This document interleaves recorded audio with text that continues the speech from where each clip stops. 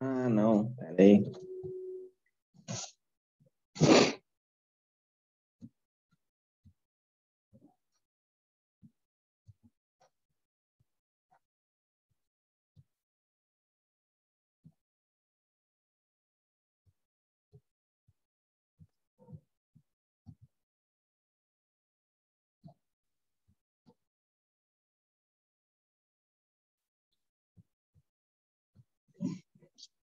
Agora sim. Agora sim.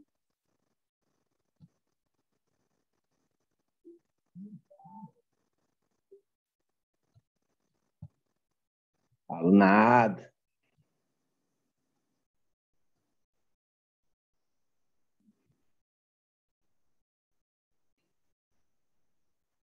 Faz parte.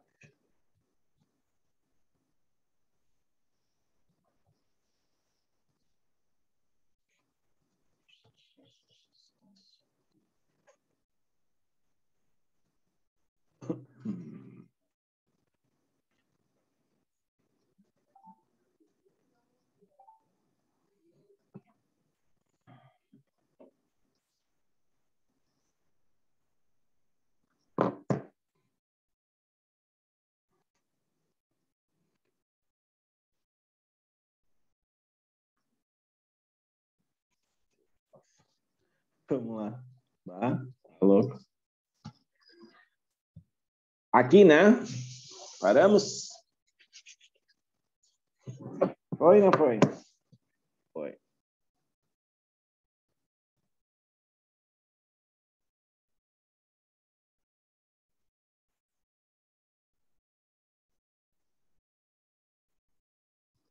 Vamos lá. Essa janela aqui. Vamos lá, então, ó. A gente conversava ontem, né, sobre a questão de filogenia, tá? Então, qual é a diferença? Vamos lá, de novo. Qual é a diferença de sistemática para filogenia? Sistemática, então, vai agrupar os seres vivos, tá? Ou agrupa os seres vivos de acordo com semelhanças morfológicas, semelhanças anatômicas, ok? Ponto.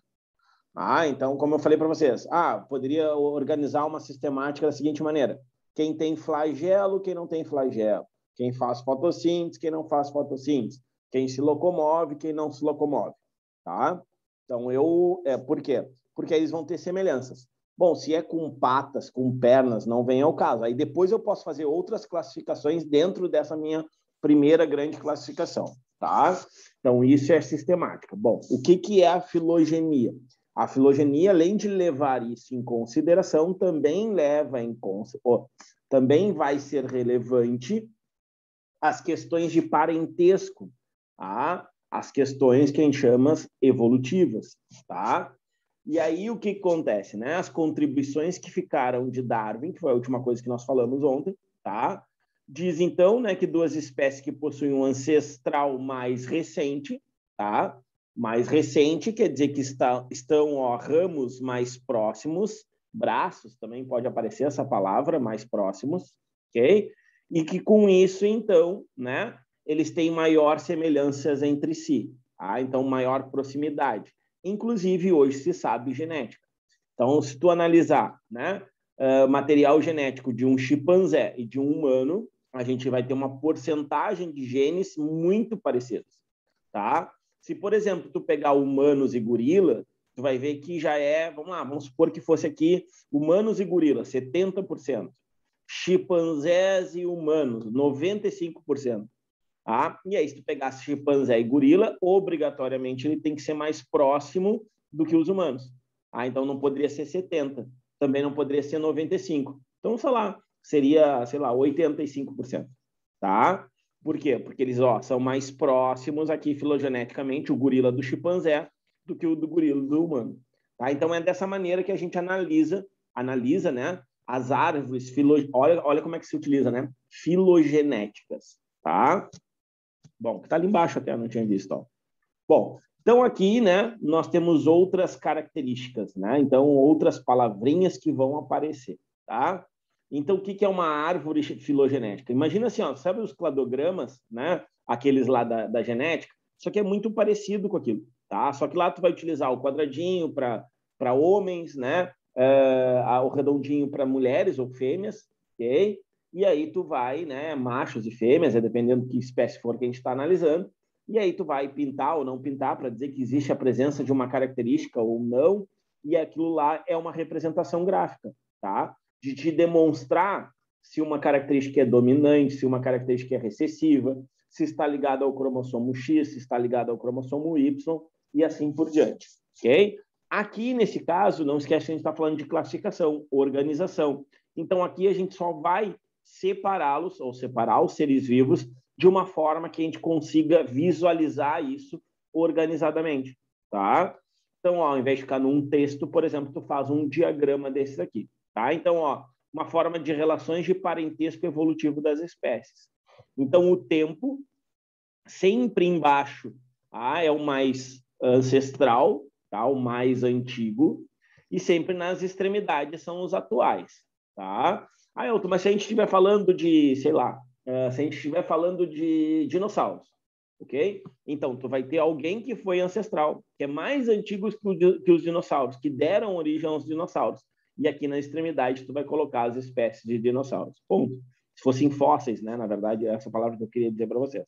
Então, ó, aqui é o tempo evolutivo, sempre nessa ordem, o passado na base, né? E o presente na extremidade. Como eu falei, se tu estiver trabalhando com fósseis, aí não seria o presente, né? Mas seria o mais recente. Bom, os braços, como eu falei para vocês, são chamados de ramos, tá? Ó, cada nó representa uma diversificação de cladogênese. E o ancestral comum dos ramos acima. Então, o que isso quer dizer? Quer dizer que isso aqui é um grupo, clados, né? Quer dizer um grupo, gênese, origem daquele grupo. Então, neste nó aqui embaixo, deu origem ao ramo A, ou seja, todos os animais que porventura possam estar aqui nesse ramo. Que tu quisesse abrir, ó, puxasse daqui, puxasse um outro ramo daqui, puxasse um outro ramo daqui, e assim por diante. E assim tu vai, ó. Então, olha só, ancestral comum exclusivo aos dois grupos, ó. Quando nesse caso aqui tem um ser vivo que pode ter dado origem à espécie E e à espécie D, a espécie C e a D e a E, né? E assim por diante, tá? Então, ó, característica derivada do grupo B, característica primitiva do grupo ancestral. Tranquilo isso aqui ou não? Sim? Ou não? Ó, Lara, tá aí, não tinha te visto. Tá lá de última. Os últimos serão os primeiros, Lara, nem te importa. Com certeza. Olha só, me diz uma coisa, que eu não estava prestando muita atenção. A característica derivada é o que mesmo? E a primitiva?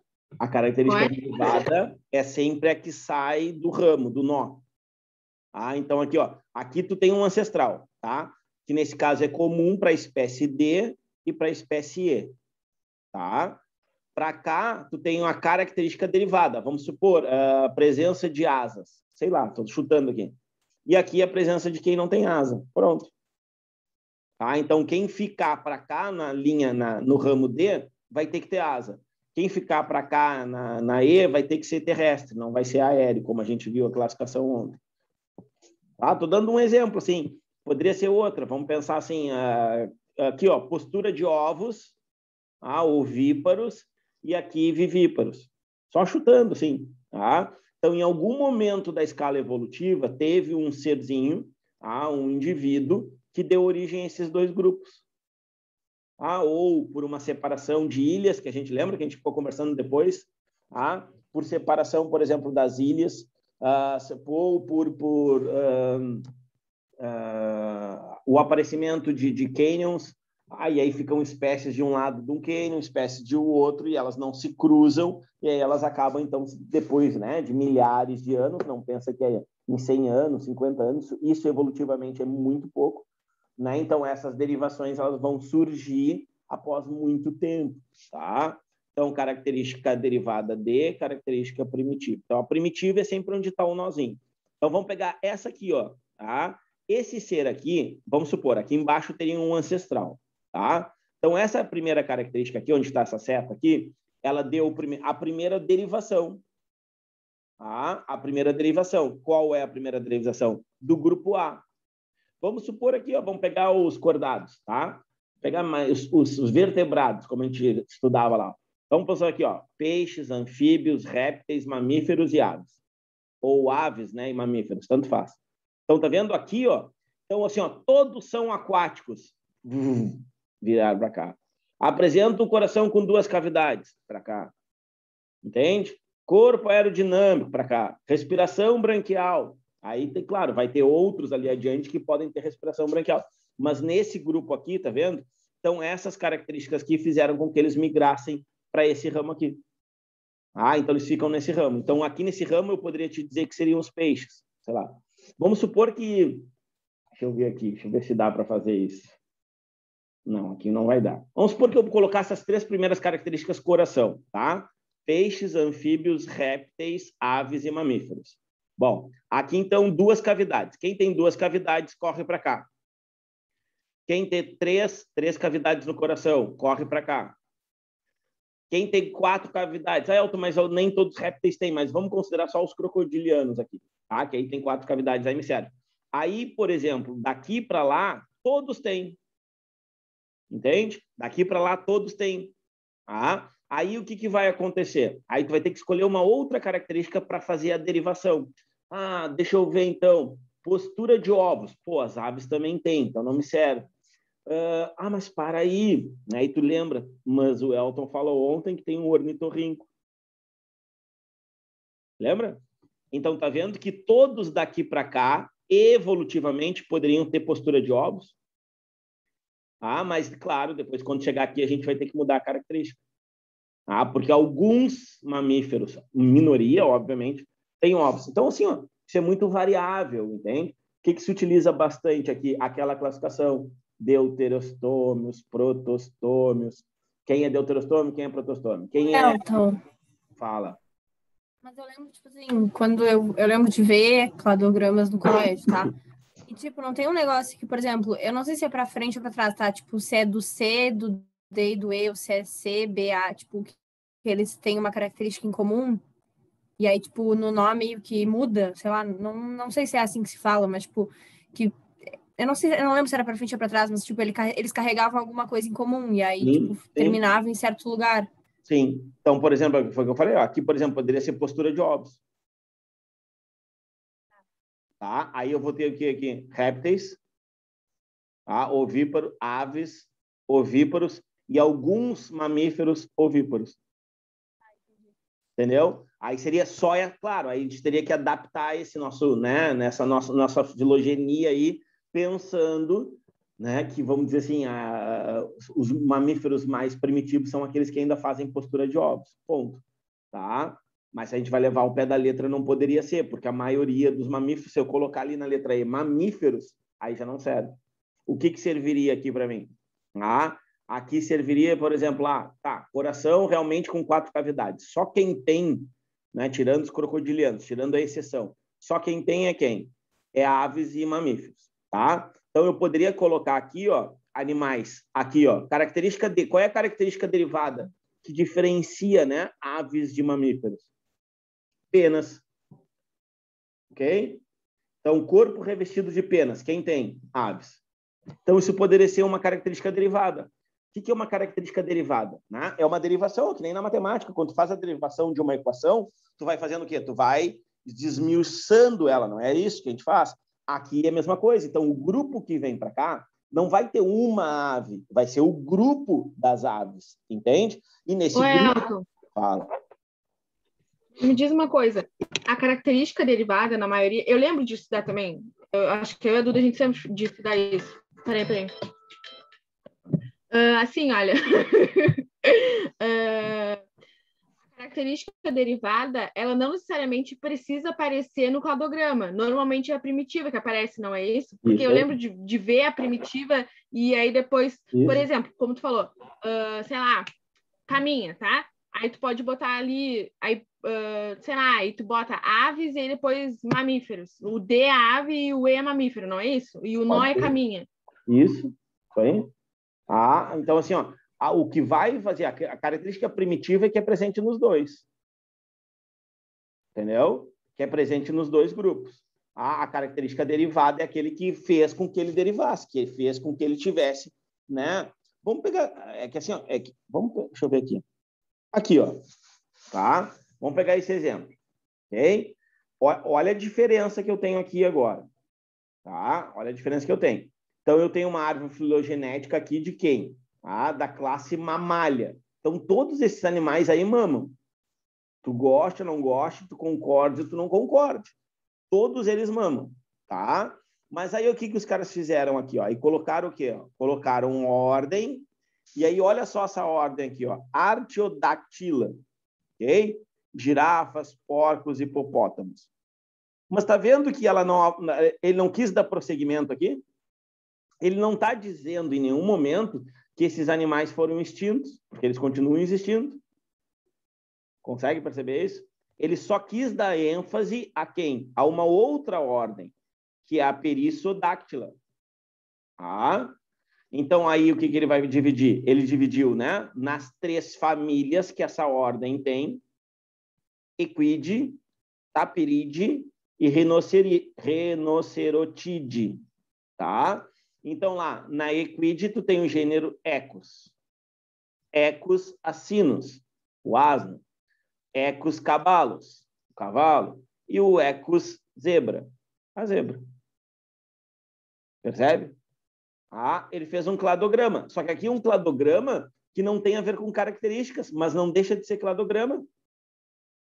O que a gente não...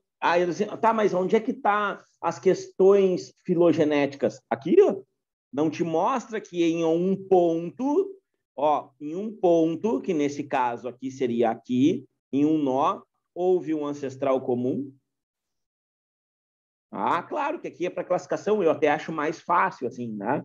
Até acho bem mais fácil, porque aqui tu não precisa saber as características que cada animal tem. Agora aqui, ó, vamos na outra família aqui, tá? São 3, ok? Então, ó, Tapiride, ok? Tapirus, e aí tu tem Tapirus terrestres, a anta, Tapirus indicus, tá? O tapira malaio, que é semelhante a como é que é? A anta, só que vive na Ásia, tá? E aí tu vem para o último, olha só, que é a rinoceride, onde tu tem o rinoceros unicornis, tá? Que é o rinoceronte de um chifre. Aí o rinoceride, aí o rinoceros e o diceros. Aí tu vai ter o diceros bicornis, ou seja, o rinoceronte de 2 chifres. Tenho certeza que vocês nunca olharam se eles têm 1 ou 2 chifres, né? Vocês veem nos desenhos lá, naqueles negócios. Pois é. Aí viram que eu falei para vocês dos pelinhos nas patas das moscas ontem, que vocês tudo levantaram as sobrancelhas? Então, assim, ó, aí tu vai dizer, pô, mas no rinoceronte a gente enxerga que ele tem 1 ou tem 2. Ok, eu acabei de perguntar para vocês. Vocês já viram que tem uns que tem 1 e outros que tem 2? Não. Então, é só para vocês verem que, como assim, ó, dentro vamos dizer assim, do grupo de classificações, um detalhe, por exemplo, o cara ter 1 chifre ou ter 2 chifres, ele vai ser uma espécie diferente e aí vai entrar numa classificação bem diferente. Olha só, ele é completamente fora de um ramo. Ele não está no mesmo ramo, ele está num ramo diferente. Tá? Ô, Elton. Fala. Eu acho que... Peraí, eu vou só te perguntar, só para concluir, tá? O meu pensamento. Esses dias eu fui viajar... Olha, eu vou fazer uma historinha, tá? Mas esses dias eu fui viajar para Santa Catarina, né? Aí eu fui na Decathlon lá, e aí eu ia comprar uma garrafinha. Aí tinha uma garrafinha de criança que era de unicórnio. E eu fiquei me perguntando de onde que saiu o nome de unicórnio para esse bicho, né? Pô, é um bicho, sei lá, acho que é super imaginário, sei lá. Aí agora eu olhei ali, unicórnios, é por causa disso, não é? O unicórnio? Claro, cornus, o chifre. Por isso que tem aquela palavra, quando tu brinca aí socialmente, o guri é corno, a guria é corna, porque tem um corno quer dizer um chifre, entendeu? Esse? Cultura, esse, aula de biologia também é cultura. Olha lá, a Duda já ficou pensando, contando nos dedos, quantos já foram que eu fiquei sabendo esse final de semana, não sei o que lá. Então, Não, na verdade faz uns 2 anos. Foi só um que eu saiba. não falei de ti, Eduardo, relaxa. Olha aqui, eu tava pensando das fofocas do que tu gosta. Olha aqui, eu nem tinha As duas pensado. Eduardas são as mais cornudas que eu já vi na história Nem da tinha sociedade. pensado nisso, tá, Dudu? Olha que eu nem tinha pensado. Esqueci da Manuela também. Tem a Manuela. Não, a Manuela me contou uma vez, né? Rapidão, assim, me contou. Olha aqui, ó. Tranquilo, então. Assim, ó, quando a gente entrar no reino vegetal, tá? Isso para mim fica muito claro. Eu posso até mandar para vocês. Eu tenho uma imagenzinha que divide briófitas, pteridófitas, gimnospermas e angiospermas. Aí tem toda a classificação. Por que que é espermatófita? Por que que é avascular? Por que que é vascular? Aí tem todas aquelas nomenclaturas lá, tá? Bom, aí o esquema de 5 reinos, o mais tradicional, quero te chamar atenção para isso, ó, mais tradicional, o mais usual. Então, o reino Monera, reino protista, tá? Reino Monera, bactérias e cianobactérias, tá? Protistas, algas e protozoários, fungi, né? Fungos, plante ou metáfita, tá? As plantas, e animalia, o metazoa, os animais. Bom, aí olha só, esquema de 6 reinos existe, tá bem? O que eles fizeram aqui, ó? Separaram as bactérias, que depois tu vai ver que a gente também vai separar. Então, olha aqui, ó. O que a gente tem aqui? Bactérias verdadeiras, que são as bactérias que a gente chama de atuais, né, e tal. Árquea, que são as arqueobactérias, são bactérias primitivas. Então, elas vivem em locais extremos, assim, né? A gente chama de extremófilas. Filos, afinidade, extremo, né? Bactérias que adoram ou gostam de locais extremos. Então, elas vão estar sempre no arqueobactérias. Bom, são bactérias que gostam de altas temperaturas, que, por exemplo, suportam uma grande quantidade de metano nos pântanos, né? Ontem a gente até vocês perguntaram alguma coisa, né? Que os caras se jogavam lá no pântano, acho que foi a Lara. Os caras se jogavam no pântano, foi a Duda. Tipo, se jogavam no pântano e tal. Por quê?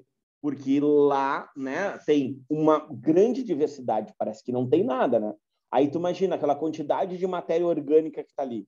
Né? Não sei se vocês sabem, onde existem pântanos ou banhados, como é para nós chamado aqui no Rio Grande do Sul, como Taim, os banhados, eles são, vamos lá, daqui a milhares de anos ou milhões de anos, esses locais serão fontes grandíssimas, riquíssimas de quê? De petróleo.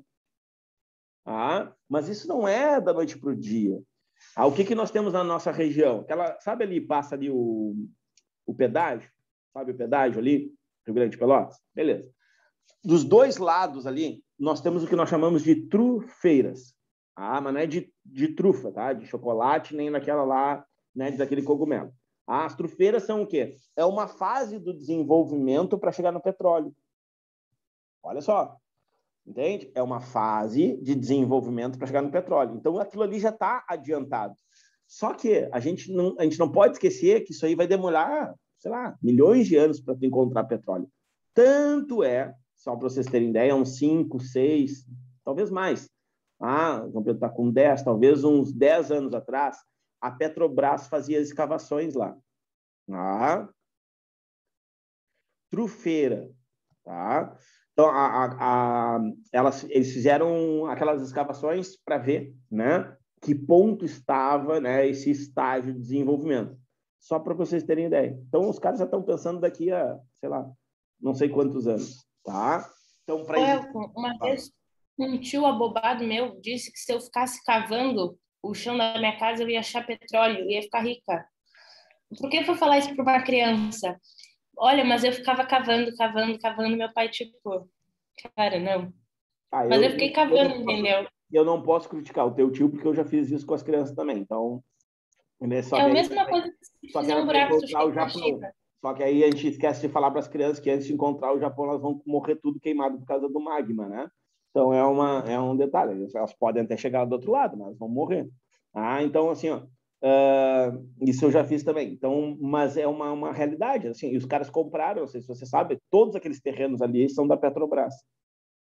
Então, assim, ó, tipo, então tu tá pensando que os caras estão pensando daqui a milhões de anos. Não, é que aquilo ali vale muito, porque daqui a alguns anos, talvez 100 anos, olha só, é um investimento para tu ganhar daqui a 100 anos. Aquilo ali já esteja pronto como trufeiro e tu pode usar como combustível. Entende? Então, os caras já estão pensando lá adiante e nós, bobo aqui, né, estudando. Tá? Então, olha aqui, ó. Sistema de 3 domínios. Aí, olha só. Aqui entra o que o Enem pede. Já tem uma questãozinha, inclusive, no Enem. Nos últimos anos agora, os últimos 3, 4 anos. Tá? Então, o que nós temos? Nós temos o domínio, ou quem quiser acrescentar aí do lado, acrescenta aqui do lado, tá? O domínio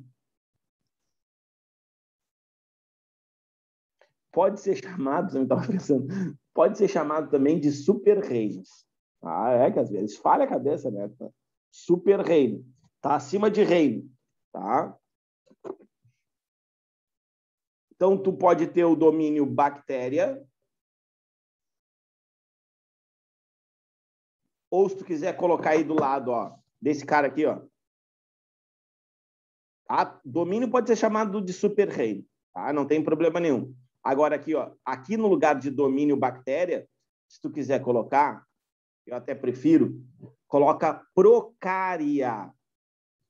Só muda assim, ó, coloca aqui no primeiro, tá? Onde está a bactéria. Ele pode ser chamado de procária. São dos procariontes, as bactérias. Ah, mas aqui as bactérias primitivas não são procariontes? São, só que eles dividiram as bactérias, né, atuais. Eu prefiro essa nomenclatura, tá? As bactérias atuais que convivem conosco, ok? Do que as arqueobactérias, que, assim, ó, vamos dizer assim, são aquelas que fundaram o planeta Terra, tá? São as primeiras, aquelas, são as primitivas. Por isso que a gente chama de árqueo. Árqueo, né, quer dizer antigo, passado, etc. Tá? E aí, eucária, todos os seres eucariotes. Então, o que aconteceu? Ó, vamos olhar com um olhar bem técnico, bem biológico, que era o que a questão do Enem te pedia. Eles te deram uma tabelinha e tu tinha que completar os espaços. Tá? Então, o que eles fizeram aqui? Que nada mais, eles separaram as bactérias que são atuais, ou as bactérias, né, viventes que causam as doenças hoje em nós, etc., das bactérias primitivas. Foi a única mudança que eles fizeram. E como eles não podiam criar um outro reino, tá? Embora, olha aqui, ó, aqui tenha se criado um outro reino, tá? Mas hoje a atual, a mais aceita é essa aqui. Então, tu tem o domínio, né, procária, o domínio árquea e o domínio eucária. Então, os eucariontes continuam sendo eucariontes, os procariontes continuam sendo procariontes, não mudou nada, tá? Eles apenas têm um domínio diferente, ambos no reino Monera. Ah, mas então criou um novo reino? Não, não criou um novo reino, continua dentro do reino Monera.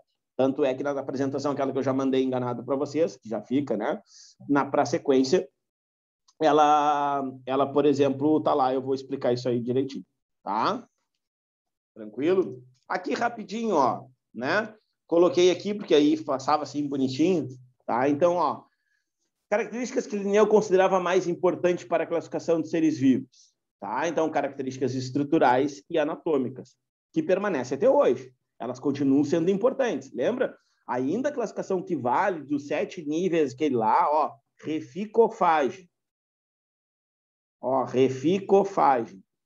Re de reino, fi de filo, C, né, o co, né, classe e ordem, fa de família, G de gênero e de espécie. Reficofage. Os fortes caíram ontem fazendo grande estrago. Tá estudando muito, tá estudando muito.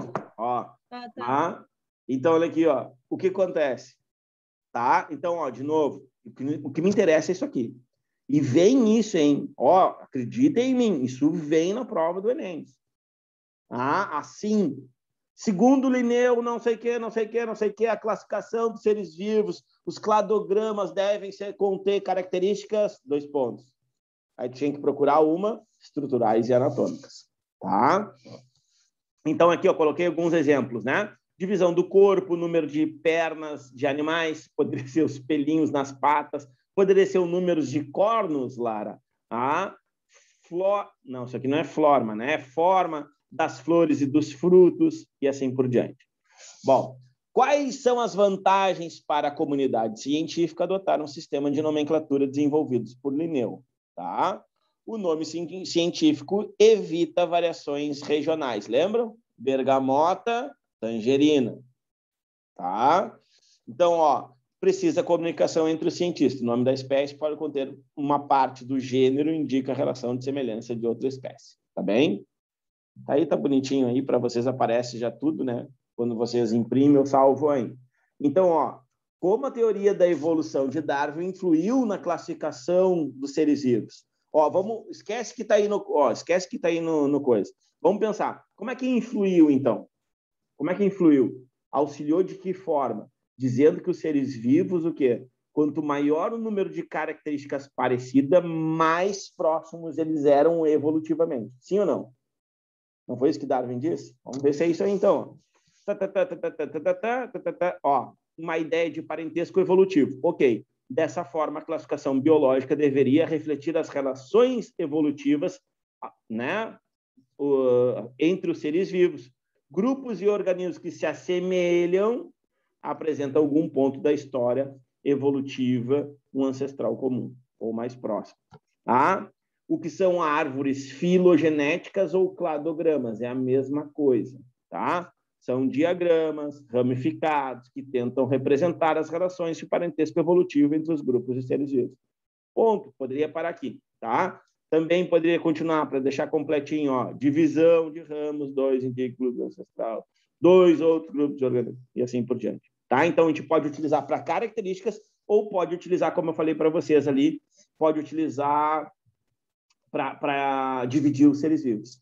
Tá? Então, são de duas formas que a gente pode apresentar. Pô, Elton, não entendi. Tá, parei. Só deixa eu voltar. Não entendi o que tu quis dizer.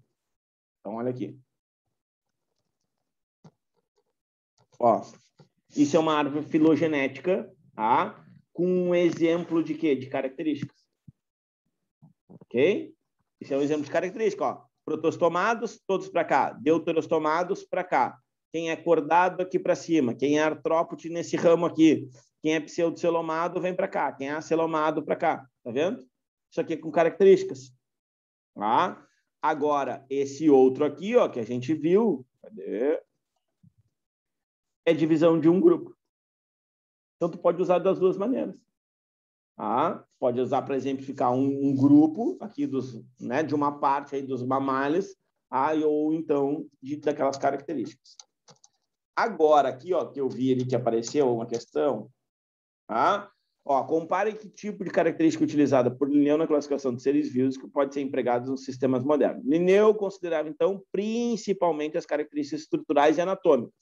A sistemática moderna, além das características morfológicas, comporta também semelhanças entre moléculas dos seres vivos, principalmente o que? DNA e RNA. Tá? Inclusive tem um livro, como é que é? Os 50 reinos, os 60 reinos. Ele é um livro pretinho, assim, que os caras dividiram. Muito louco o negócio, tá? Dividiram os seres vivos de acordo com seu material genético. E aí, claro, não pegaram todos os seres vivos. Então, por exemplo, assim, ó, tinha vegetais com maior semelhança com, sei lá, com um humano do que com a família dela lá, com uma rosácea. Só para você ter ideia. E eles começaram a colocar. E aí viram assim aqui, cara, como a gente tem muito DNA parecido com outros seres vivos. Por isso que a gente diz o que é sobre o DNA, já que a Lara não gosta, a Isadora não gosta, né? O que a gente diz do DNA? Que o DNA é universal. Caiu, botei até naquele primeiro, eu acho, simulado lá. Ele é universal, porque ele é igual em todos os seres vivos. Só uns genes são, vamos dizer assim, são ligados e outros genes não são ligados. Para uns funcionam de uma maneira, para outros funcionam de outra maneira. Agora, isso aqui é o que aparece, por incrível que pareça. Isso aqui é o que aparece na tua prova linda e maravilhosa do Enem. Assim, ó, desse jeito. Lembra que eu estava falando? Quantos gêneros tem? Quantas espécies tem? Eu sei que vocês estão aí com um negocinho, mas dá uma olhada aí no computador sem olhar a resposta. Vê se tu consegue fazer rapidinho aí.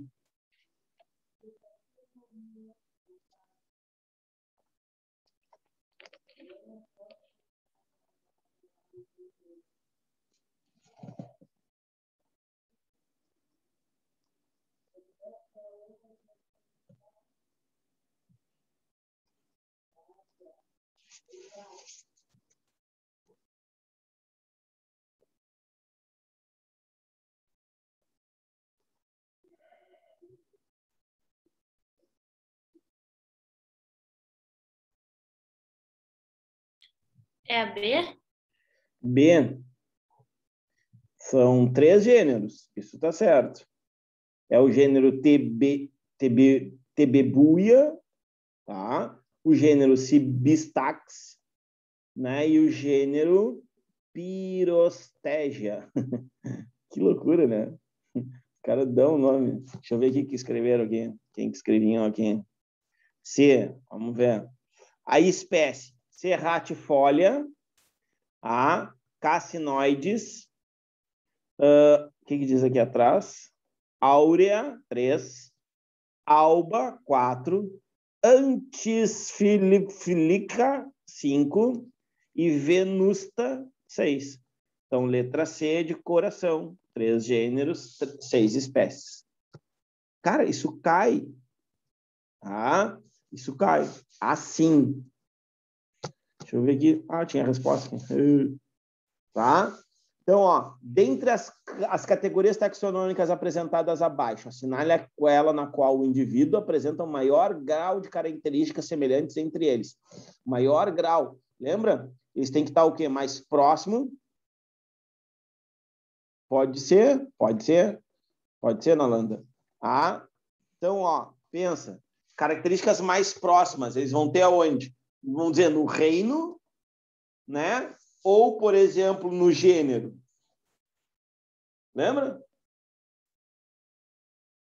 Olha a resposta, letra E. No gênero. Conseguem perceber isso? Ó? Tu não entendi. Então, vamos lá. Não tem problema. Olha aqui. O cavalo, que está no gênero Equus, é mais parecido com a zebra ou com o rinoceronte? Aí tu diz, mais parecido com a zebra, tá? Então me explica por quê. Olha aqui, ó. Porque aqui a gente tem o quê? O mesmo gênero para essas 3 espécies. E aqui nós estamos falando de um outro gênero. Então as características semelhantes, elas estão mais próximas no mesmo gênero. Se eu te perguntar assim, não, é na classe. Olha lá, ó. Na classe. Olha a quantidade de ser vivo que a gente tinha ali, hein? Ó. É na classe? É no reino? O reino ainda teria o quê? Teria nós ali naquele grupo ali, né? Porque é reino animal aquilo ali. E nós também somos mamálias, né? Nós também somos mamíferos. Então, letra E. Gênero, ó, outro.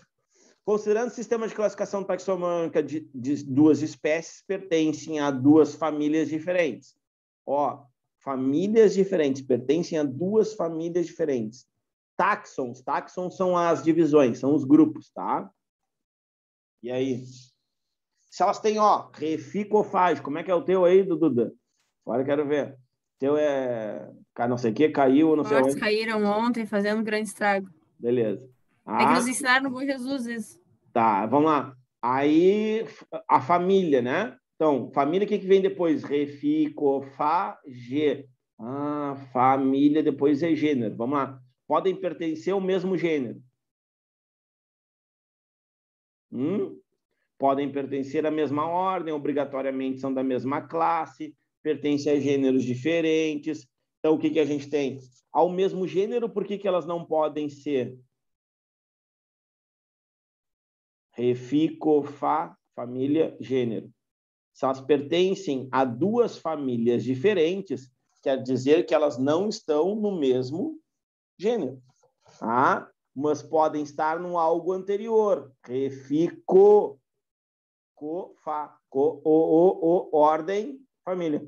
Podem pertencer. Podem, ele não afirmou, não é uma obrigatoriedade. Podem pertencer à mesma ordem. Obrigatoriamente da mesma classe. Não, né? Pertencer a gêneros diferentes, ok? E podem pertencer à mesma ordem. Beleza. Tranquilo aqui? Fala. Eu tenho uma não relação a isso. Tu estava falando do Linneu e do Darwin, essas coisas aí. Isso tem a ver com... É que eu fiquei meio perdida nisso. Do Darwin e do Linneu. Isso tem a ver com aquela classificação que tu falou, que antes eles classificavam pela anatomia e depois começaram a classificar pela evolução e por outros aspectos também? Porque assim, ó, pensa assim, ó, tinha uma classificação que era assim, ó, tipo, ó, vamos lá, vamos dividir os gêneros, tá? Se a gente pensasse hoje, assim, os gêneros, o que nós temos? Masculino e feminino, anatomicamente falando, tu entende? e os hermafroditas, que podem apresentar as duas genitálias, ok? Te dando um exemplo assim esdrúxulo. Então, na espécie humana, nós teremos 3 situações: homens, hermafroditas e mulheres, tá? Ok? Perfeito, tá? Concorda comigo? Porque a gente está analisando somente se tem pênis. Vamos lá, os caracteres primários. Lembra? Tinha os caracteres secundários que a gente estudou e eu falei para vocês, quem são os caracteres primários? Ter testículo e pênis e ter vagina, tá? Então, beleza. E aí, por exemplo, quem é hermafrodita apresenta de uma forma geral, não é sempre, isso não é uma obrigatoriedade, mas apresenta 2 aparelhos reprodutores, tá? Não interessa se é viável ou não aqui, a gente não está discutindo isso agora. Então, porque a gente não está discutindo o quê? Funcionalmente. Tá? A gente está discutindo o quê? Anatomicamente. Percebe a diferença? A gente está discutindo anatomicamente. Então, isso é Linneu. Tá? Isso é Linneu. Por quê? Porque Linneu estabeleceu a classificação somente anatômica, forma. Tá? Se tem igualdade, se não tem igualdade. Tá? Então, vamos supor que, nesse exemplo da espécie humana, a gente dissesse que, né, temos aí 3 espécies diferentes. Por quê? Porque são seres que apresentam 3 características diferentes: homens, mulheres e hermafroditas. Tá? Beleza.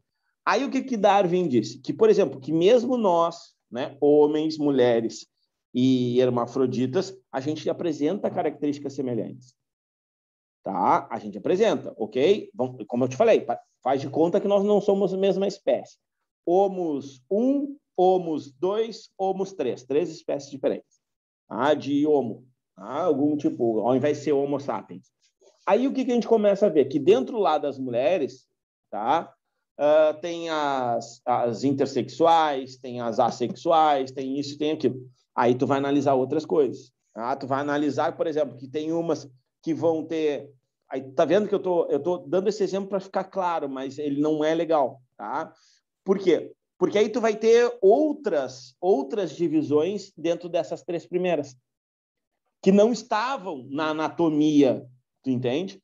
Porque essa, quando eu te falo que uma pessoa é intersexo, ou que a pessoa é assexual, ou que a pessoa é pansexual, ou que a pessoa é transexual, não está escrito na testa dela, ou seja, não está anatomicamente escrito nela.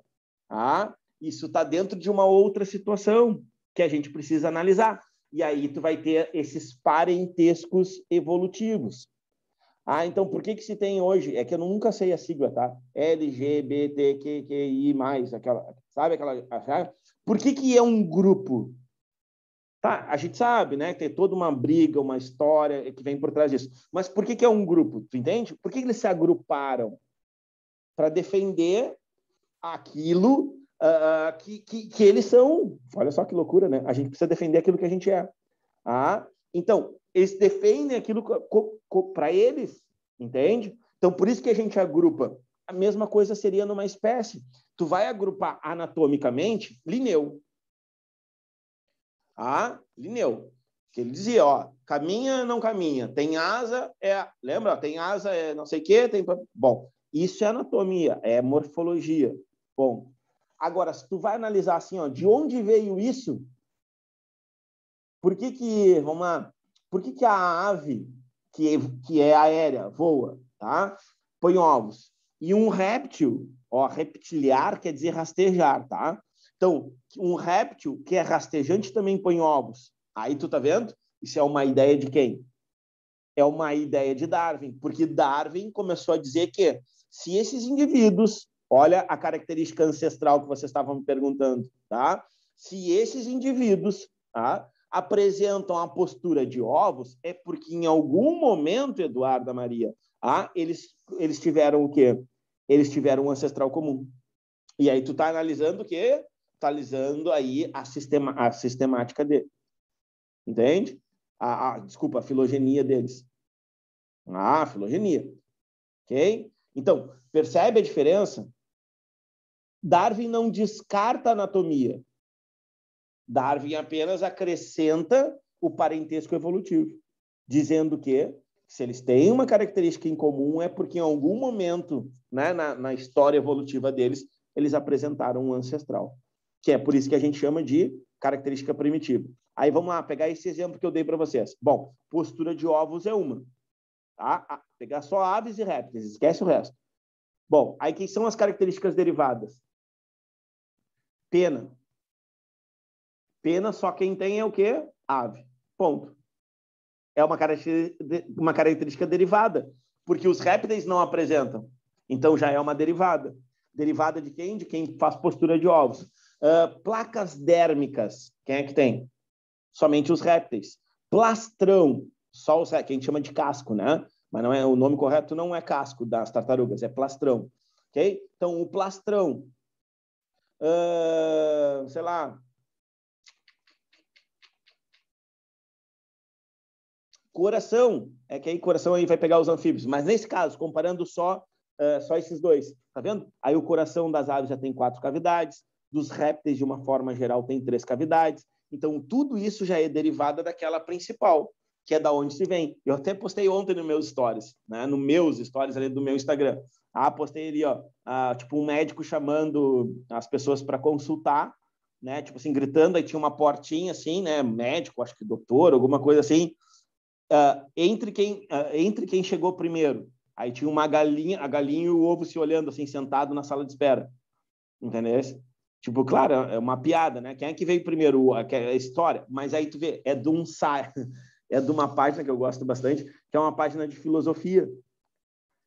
Só que se tu deixar um filósofo começar a discutir sobre isso, entendeu? Tu vai passar aqui, vai virar... Tanto é que eles discutem até hoje, tá? E nunca chegaram a... Elton, me falaram que a resposta aí dessa brincadeira é o ovo, porque na pergunta não especifica exatamente se é um ovo de galinha, e sim um ovo. Então, o ovo veio primeiro que a galinha. Perfeito. Perfeito, sempre. Até porque para ter a galinha, mesmo assim, independente seja um ovo de galinha ou não, é o ovo. Tu entende? Olha lá, a outra lá falando palavrão lá. Ó. Esse não saiu o áudio, mas saiu aqui, ó, só o movimento da tua boca lá. Vou imprimir agora as folhas do vírus, 52 folhas. Sabe qual é o problema? Tá achando que é? Sabe qual é o problema? É que ele é cheio de efeitos. Esse é dos antigos que eu tinha. Sabe o que eu posso fazer? Eu até estava pensando, depois a gente pode até... Eu posso botar aqueles que é de 3 em 3, que fica com aquelas linhazinhas do lado, entendeu? O Elton, levou uns 20 minutos para imprimir aqui na minha impressora, que eu ainda botei colorido. Não tenho muito. Ficou... É que esse já está junto com as doenças. Tu pode ver o Reino Monera, eu mandei Reino Monera e depois eu vou te mandar as bacterioses, que vai dar a mesma coisa. Quase elas por elas. Não adianta. É o que temos, né? Fazer o quê? Olha aqui, ó. Vamos lá. Olha aqui, ó. E aí, voltando assim, ó, então, a questão do ovo é justamente isso. Óbvio que para ter tido a primeira ave, tem que ter tido o ovo, porque todas as aves se originam do ovo. Tá? Independente de qualquer coisa, se for um réptil, quem veio primeiro, o ovo ou a galinha? Vamos lá, célula-ovo. A gente já ouviu falar sobre isso, né? A célula-ovo, o que é? Não é uma fecundação? Célula-ovo ou, agora eu vou falar o nome que vocês vão lembrar, zigoto. Zigoto já não é uma célula gamética fecundada? É. Então, vem sempre primeiro o quê? Vem sempre primeiro o ovo. Ok? Mas se não tem galinha, não tem ovo. Aí a gente entra na discussão, o que é ovo? Entende? Que nem a Valentina falou. A gente não está falando especificamente, mesmo se fosse a galinha, entendeu? As galinhas se originaram, teoricamente, de um ancestral comum que deu origem aos répteis e às aves. E ponto final. Tá? Vamos lá, então. Não reclama, Lara. Era para pensar assim, pô, só 53. Pô, eu tinha um de bactérias que era rosinha, tri bonito. Mas não achei. Aí eu ia mandar para vocês, que era assim, desse mesmo jeito, assim, só que era rosinha. Eu tenho, já faz horas que eu tenho esses aqui. Esses azuis, assim, são mais antigos. Primeiro Reino Monera? Mandei ontem. Tá, mas a gente vai ver vírus primeiro? Sim, sim, sim. Por quê? Porque eu imprimo os troços no escritório da minha mãe, e aí eu não consegui imprimir, e aí já tinha o de Reino Monera, né? E aí eu ainda falei hoje, Duda. Botei no grupo hoje, não olhasse, né? Não olhasse. Não, é que eu tava na academia, e aí a minha mãe saiu do escritório e eu não consegui imprimir. Não vai anotando aí devagarinho, não temos pressa. Até porque, assim, ó, são 53 slides, porque, assim, ó, vai mudando, porque, assim, ó, por exemplo, no ciclo ali, tem um ciclo ali, ele vai mudando o slide, entende? Mas é a mesma coisa, a gente só vai fechar o ciclo ali de reprodução, tá? Por que eu trabalho sempre vírus antes? Porque vírus não tem reino. Começamos por aí, né? Eu achei que por causa disso.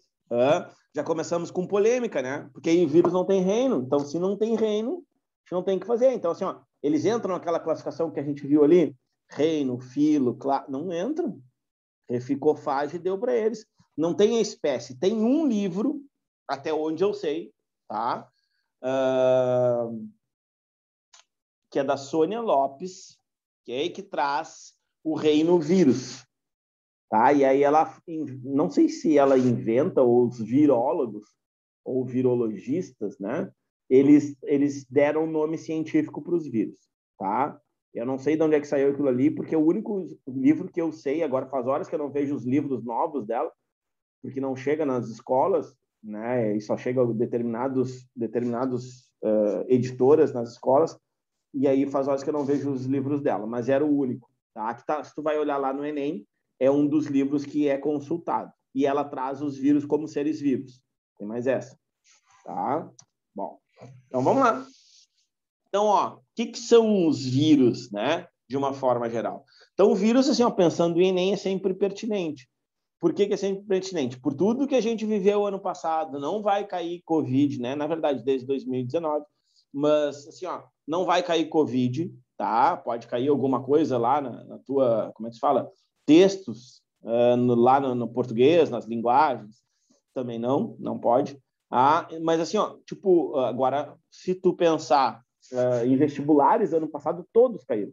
Aqui no Rio Grande do Sul, todos caíram alguma questão de vírus. Tá? E, consequentemente, adivinha quem era? Covid. Tá? Então, o Covid caiu. Caiu na PUC, caiu na UFRGS, caiu na Católica. Tinha uma questão que eu acho que da PUC era muito tranquila, que era só falar isso aqui, ó. Cadê? Tá muito longe. Que é do álcool gel. Falar do álcool gel, o que o álcool fazia na membrana plasmática? O álcool, ele faz o quê? Ele solubiliza, ele destrói, ele rompe as ligações lá de quem? Dos lipídios. Só. Por isso que às vezes tu passa onde está engordurado e sai a gordura com o gel. Então é isso. Então ele acaba assim, ele rompe o vírus. Não, ele não rompe proteína. Porque ele é, vamos lá. Vírus, então, são agentes, vice? Olha a palavra, agentes. Já começamos a não tratá-los como seres vivos. Já de cara, tá? Agentes infecciosos acelulares. Ok? Então, são sem célula. Eles não possuem célula. Bom, se a gente vai levar em consideração que a gente estudou lá na parte de citologia, o que vai acontecer? Na parte de citologia, nós vimos o que é a teoria celular. E a teoria celular dizia que todo ser vivo é constituído de pelo menos uma célula. Ponto. Então, fora das células hospedeiras, são inertes. Ok? Então, eles não têm atividade alguma. Então, eles não possuem característica como capacidade de reprodução. Então, o vírus não se reproduz numa mesa. Se o cara lá no teu colégio lá espirrou em cima da mesa, né, e tu chega ali e põe a mão ali depois, aquele vírus ali ele não se multiplicou, diferente das bactérias, que de repente, se tiver, né, as condições ideais, ela vai se multiplicar. Tá? Olha outra coisa, são ametabólicos. Onde é que está isso, Elton? Sem metabolismo próprio. Então, um ser vivo, né, que diz assim, que não tem metabolismo próprio, ele não sobrevive. Por isso que a gente, inclusive, chama eles de quê? Olha aqui, já vou lá para a letra E, olha aqui, o que a gente chama os vírus? Eu vou voltar nisso aqui, né? Fica tranquilo. Parasitas intracelulares obrigatórios. Tá? Mas aí a definição aqui, mas dentro das células, né, ou dentro delas, seus ácidos nucleicos podem, né, tornar-se ativos, né, e podendo se reproduzir. Bom, aí é uma outra história. Por que é uma outra história? Porque eles vão utilizar o quê? mecanismos da célula para benefício deles. Tá? Tranquilo aqui? Então, de novo, o que fica aqui? Ó? São agentes acelulares sem metabolismo próprio, que fora da célula são inertes e que dentro da célula podem, não quer dizer que vão, podem se reproduzir. Tá? Bom, primeira coisa, então, vamos lá, características gerais, ó. Possui, então, um envoltório, né? Que a gente chama de capsídio. Tá? Então, o envoltório ou capsídio, ele é feito de proteínas. Isso tu tem que saber, tu é obrigado a saber. Tá? Então, basicamente, um vírus é formado de capsídio e material genético. Tá? Então, ele é capsídio, a proteína externa ao redor dele, e dentro dele, aí tu vai ter o quê? O material genético. Bom, alguns vírus, tá? Podem ser envolvidos por uma capa. Pode vir como capa, pode vir como envelope, pode vir como... Até capuz eu já vi, tá? Uma estrutura externa de lipídios. Eu te pergunto, pensando na nossa imunidade, um vírus que é envolvido por lipídio, um vírus que é proteína e material genético, ó. Capsídio é de proteína e mais material genético, tá? Bom, aí tu imagina, se ele entra no nosso corpo rapidamente vai fazer o quê? O processo de reconhecimento, lembra? Vai lá, reconhece e começa a produzir os anticorpos, tá? Começa a produzir os anticorpos para que esses anticorpos se liguem nesse vírus e aí deem uns sinais para nossas células de defesa, os linfócitos T, principalmente, ir lá e fagocitá-los, tá? Beleza. Agora, imagina, se eu tenho um envoltório, uma capa que me esconde, que é para isso que ela serve, tá? Esse envelope lipídico vai fazer com que esse vírus possa passar desapercebido pelo nosso sistema imunológico. Entende? Ele pode ficar sem reconhecer. Eu não estou dizendo que vai, nunca vai reconhecer. Não, estou dizendo que ele pode. Tá? Então, isso é um fator que a gente chama de um fator de virulência. Olha só, um fator de virulência. Então, não te assusta se aparecer, não sei o quê, que o envelope lipídico de alguns vírus aumenta a virulência, aumenta a capacidade infecciosa. É isso que eles querem dizer. Tá? Aumentar a virulência, ou o vírus é virulento, quer dizer que ele tem uma capacidade infecciosa maior. Tá bem? Porque lembra, olha aqui, ó, lembra o que eles são? Isso tu não pode também esquecer nunca, ó. São parasitas intracelulares obrigatórios. Parasitas intracelulares obrigatórios. Tá? Então, ó, possui um único tipo de ácido nucleico. Tá? DNA ou RNA. Nunca os dois. Mas o minha prof me disse, meu tio me disse, eu li numa revista, eu vi no WhatsApp. Tá?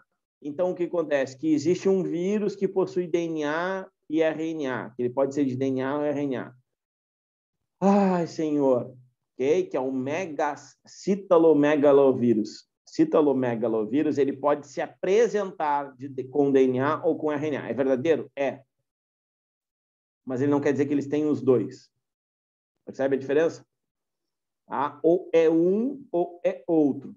Então o mesmo vírus pode se apresentar de duas maneiras diferentes, com materiais genéticos diferentes. É isso que quer dizer, Elton? É isso que eu quero dizer. Mas ele nunca terá como material... Fala. Tipo, ele pode se apresentar, uma hora ele é DNA, outra hora ele é RNA, mas ele não é tipo DNA e RNA ao mesmo tempo. Isso aí. Ele, por exemplo, assim, tu contraiu, tá? Ele dá dor de garganta, dá diarreia, dá um monte de coisa, tá? Aí tu vai lá, faz lá uma coletagem, vamos lá, o médico quer saber o que tu tem, faz uma coletagem lá, vai verificar, tipo, suave, aquele que tu põe no nariz e tal, tá? Só que aí tu vai fazer na garganta, tu vai fazer, sei lá. E aí tu vai analisar se tem a presença desse DNA ou desse RNA. E, de repente, tu faz esse exame e tu tem o DNA e o RNA do mesmo vírus. Tu entende? Mas não quer dizer que dentro da mesma cápsula, dentro do mesmo capsídeo, tem os dois. Tá? Apenas tu encontrou ele em estágios diferentes, DNA ou RNA. Tá? Isso é verdadeiro. Mas assim, ó, o que tem que ficar? É que os vírus, isso é genérico, tá? Os vírus, eles são de DNA ou RNA. Tanto é que existem as divisões de vírus de DNA para a esquerda, vírus de DNA para a direita. Pode ser o contrário também, do jeito que vocês quiserem. Mas a gente divide os vírus em DNA, vírus de DNA e vírus de RNA. Porque aí os comportamentos mudam, entende? Os comportamentos vão mudar. Tá? A forma que eles vão atuar, a forma que eles vão se reproduzir. Então, tem que estar tudo ligado a esse sistema. Por exemplo, nós temos 2 tipos de vírus de RNA. Tá? Um mais simples e um mais complexo. Por exemplo, um simples, gripe. Um mais complexo, HIV. É por isso que não sei o que... Não é porque mata mais, não é por causa mais. Aí são comportamentos diferentes, não tem nada a ver uma coisa com a outra. Mas te dei 2 exemplos bastante conhecidos. Gripe, tá? H1N1, por exemplo, e HIV. Tá? O HIV é um retrovírus e o H1N1 é um vírus de RNA. E os dois têm RNA. Mas o retrovírus... Tá, a gente chega lá. Uma coisa de cada vez. Só estou adiantando aqui para a gente pensar nisso, tá? Bom, aí olha só. Capsídeo, ok. Envelope, ok. Aquelas músicas. DNA ou RNA, ok. Existem vírus com DNA de fita dupla. Simples, RNA de fita dupla ou simples. Tá vendo? Eles são umas coisas assim que a gente... Fora de uma normalidade... que não quer dizer que seja melhor ou pior, tá? Mas fora de uma normalidade do que a gente está acostumado a ver. Tanto é que quando a gente divide, né, ou quando a gente vai, por exemplo, classificar diferenças de DNA e RNA, tem até uma tabelinha lá nos slides, tá? Aí está lá, DNA, fita dupla, RNA, fita simples. Não é assim? Então, olha aqui, ó. Tá? Aqui pode ser tanto faz, tá? Porque aí depende, de novo, o comportamento deles e o momento. E aqui, né, acho que uma das características bem interessantes e bem importante, né, que eles, como eles são chamados, né, que são parasitas intracelulares obrigatórios. Eu já vi questões na Católica, na UFPEL, mas faz um tempinho, no PAV, foi no PAV. Já vi, por exemplo, os caras postando, são piratas das células. Entendeu? Então, eles utilizam umas nomenclaturas assim, para dizer que eles são os quê? Agentes infecciosos celulares. Bom, multiplicam dentro de células vivas usando a maquinaria da síntese das células. Elton, como é que os caras fazem isso em laboratório? Tecidos. Cultura de tecidos. Então, por exemplo, vamos lá, o Covid. Como é que os caras testaram? Como é que eles isolam o Covid? Como é que eles veem que o Covid se comporta em laboratório? Com células de tecido humano ou de outros seres vivos. Nesse caso, que era o Covid especificamente humano. Vão lá e introduzem a cultura de tecidos, tem lá todo, entre aspas, o alimento para por tecido humano sobreviver, e eles injetam os vírus ali. E aí vê como é que eles se reproduzem, vê que proteína eles têm, como é que eles são, e aí vão isolando, e aí vão definindo o comportamento deles. Ponto.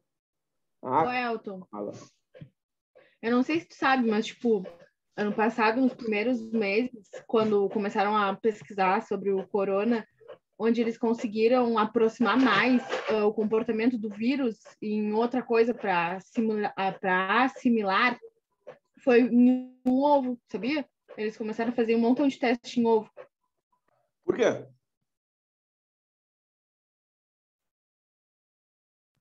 Porque... sei lá, porque não sei, sei lá, a célula tá morta, o tecido tá morto, não sei, o ovo... O ovo é o quê? Saiu. Tá, mas eu já vi um montão de ovo que... Tá, porque tem um núcleo ali dentro, não é? Não sei. O ovo é uma célula. Não é uma célula. Mas no tecido também tem uma célula. Beleza, só que aí pensa, no ovo é muito mais fácil de trabalhar, é muito maior. Tu entende? Pode ser ovo de galinha, pode ser ovo de codorna, normalmente se utiliza ovo de galinha. E aí, o que vai acontecer? Ele vai se desenvolver ali, Porque ele se reproduz dentro da célula. Se ele se reproduz dentro da célula, o que acontece? Ele tem um baita espaço, então ele vai multiplicar muitas células ali. Então é isso que ele vai fazer, entende? Então são essas coisas assim, e aí tu consegue ter uma replicação, olha a palavra aquela, né? Uma replicação bem grande, de vírus, porque é uma célula que, né, faz sentido. Então, isso são vários, né? Mas não, ao mesmo tempo, assim, que são vários, não são todos que também conseguem. Tá? Tranquilo aqui? E a última, né? A última, não possuem metabolismo. Tá aqui em cima, né? São ametabólicos, se vocês quiserem anotar, né? Essa palavrinha que pode aparecer, ametabólico, né? Tá negando que ele tem metabolismo. E toda a energia que ele tem ou que ele utiliza vem da célula hospedeira. Tranquilo aqui, né? Bom, aqui só uma imagem, né, dos tamanhos. Olha o tamanho de uma hemácia do sangue, tá? Isso aqui, esse NM, vocês vão passar um trabalho aí quando passarem, né?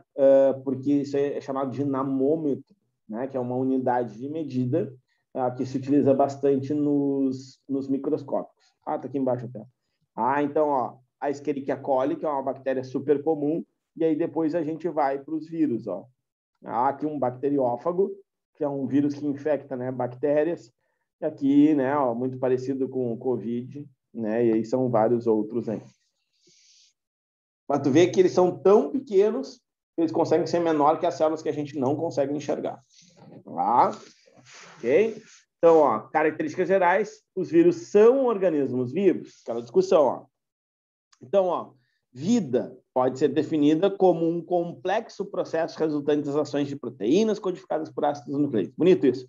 Ácidos nucleicos das células vivas estão em constante atividade.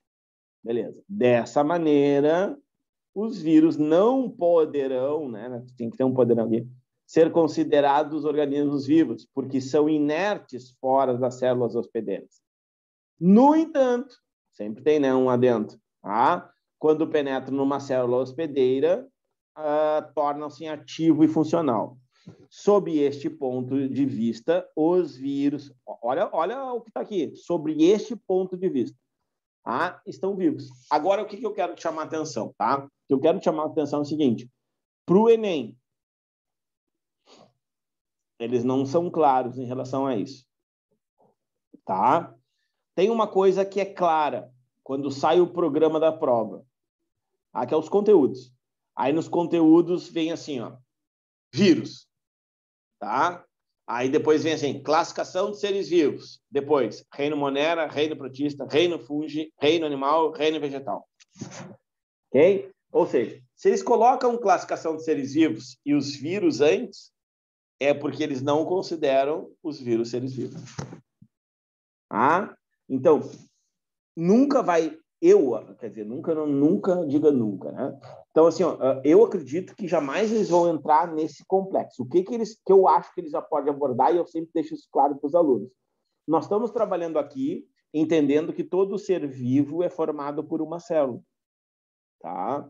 Todo ser vivo é formado por uma célula. Bom, se os caras te disserem que lá na prova, dentro de um contexto, ou segundo o texto, tu vai olhar o texto e tu vai marcar de acordo com o texto. Se ele te disser assim, ó, de acordo com os teus conhecimentos, sabe? E o texto, cara, é o teu conhecimento, é que vírus não tem célula. Se não tem célula, não é vivo. Mas se ele estiver dentro da célula e eles levarem em consideração todas aquelas características, etc, etc. Bom, aí tu vai analisar o texto, tu vai ver se estão dizendo ou estão insinuando, né, que ele é vivo porque aí dentro da célula ele tem essa capacidade. Legal, vai lá e marca que ele é vivo.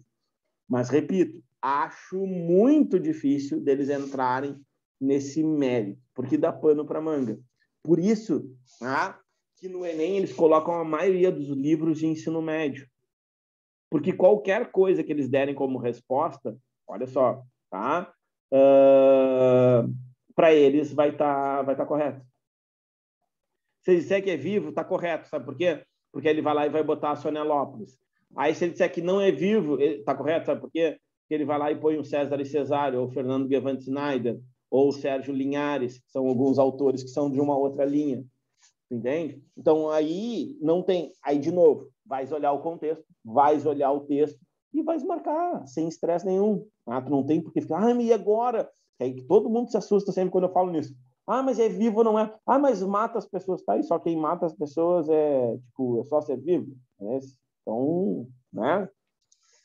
Bom, considerar ou não, olha lá, considerar ou não, né, os vírus como organismos vivos é uma questão de gosto, tá?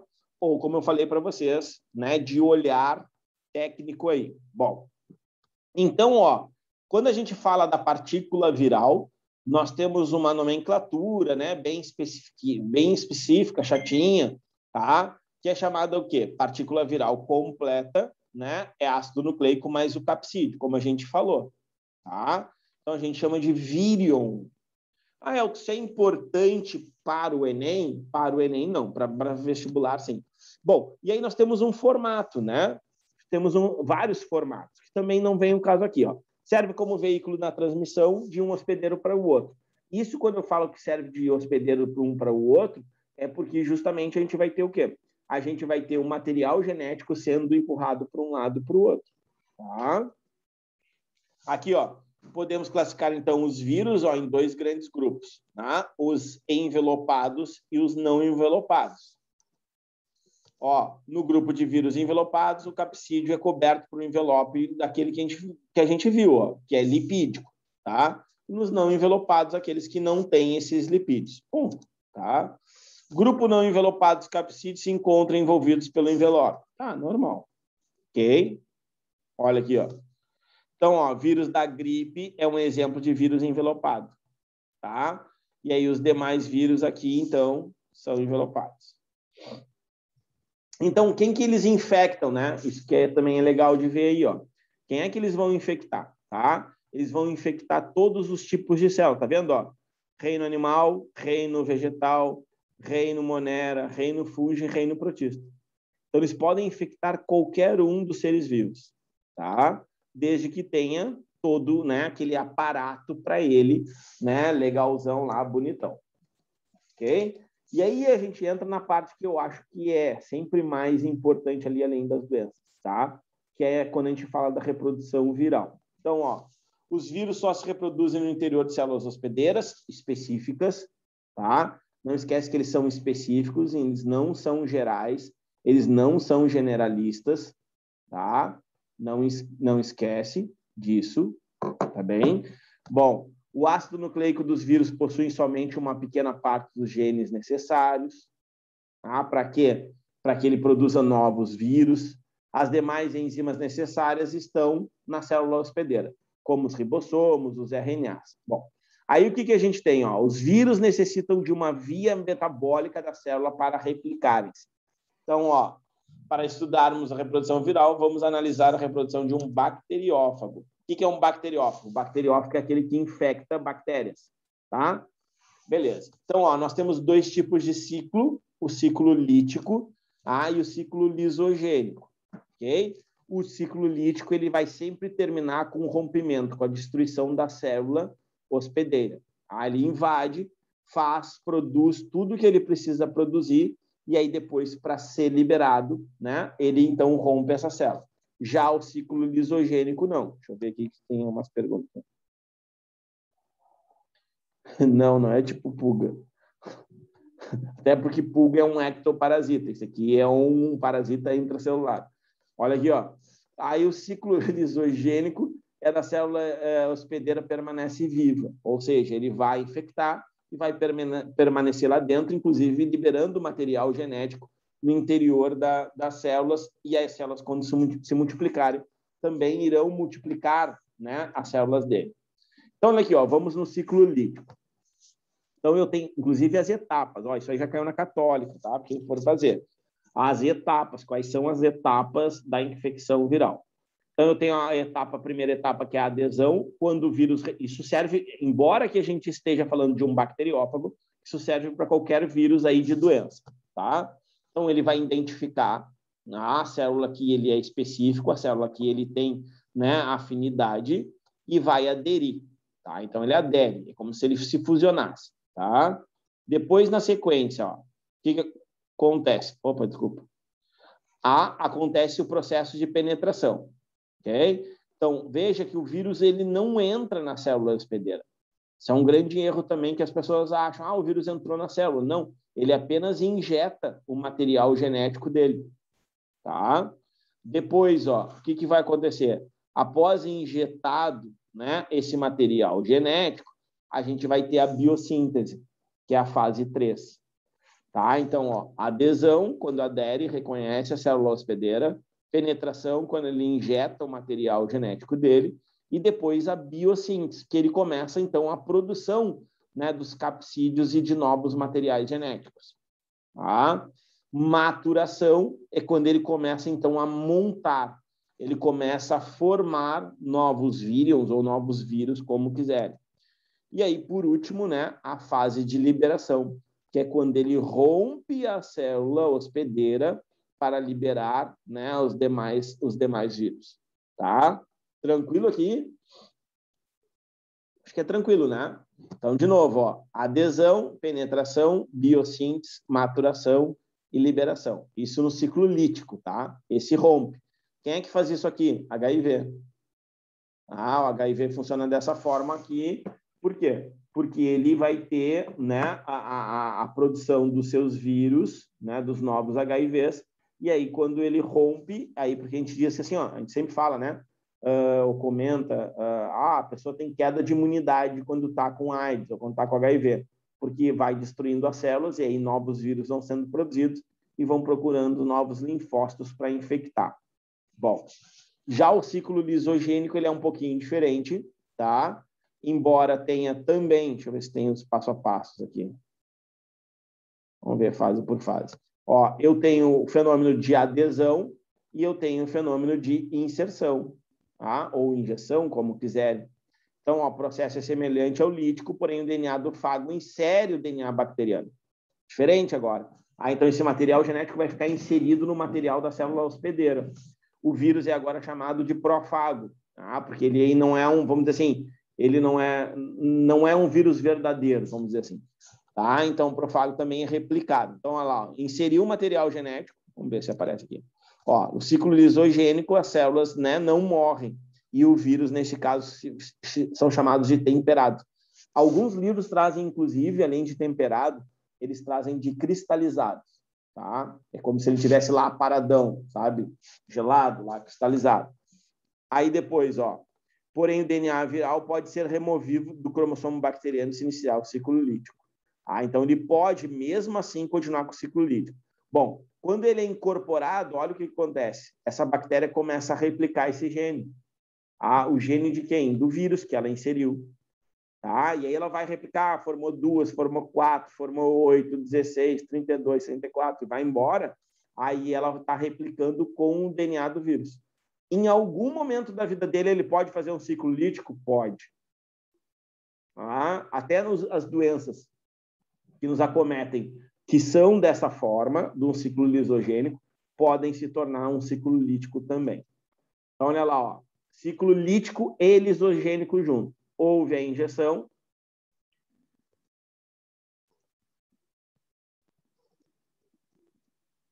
Esse é o lítico. Dúvida? Então, ó, acoplagem, inserção, né, biossíntese, e aí replica a distribuição dele. Ou, olha lá, ó.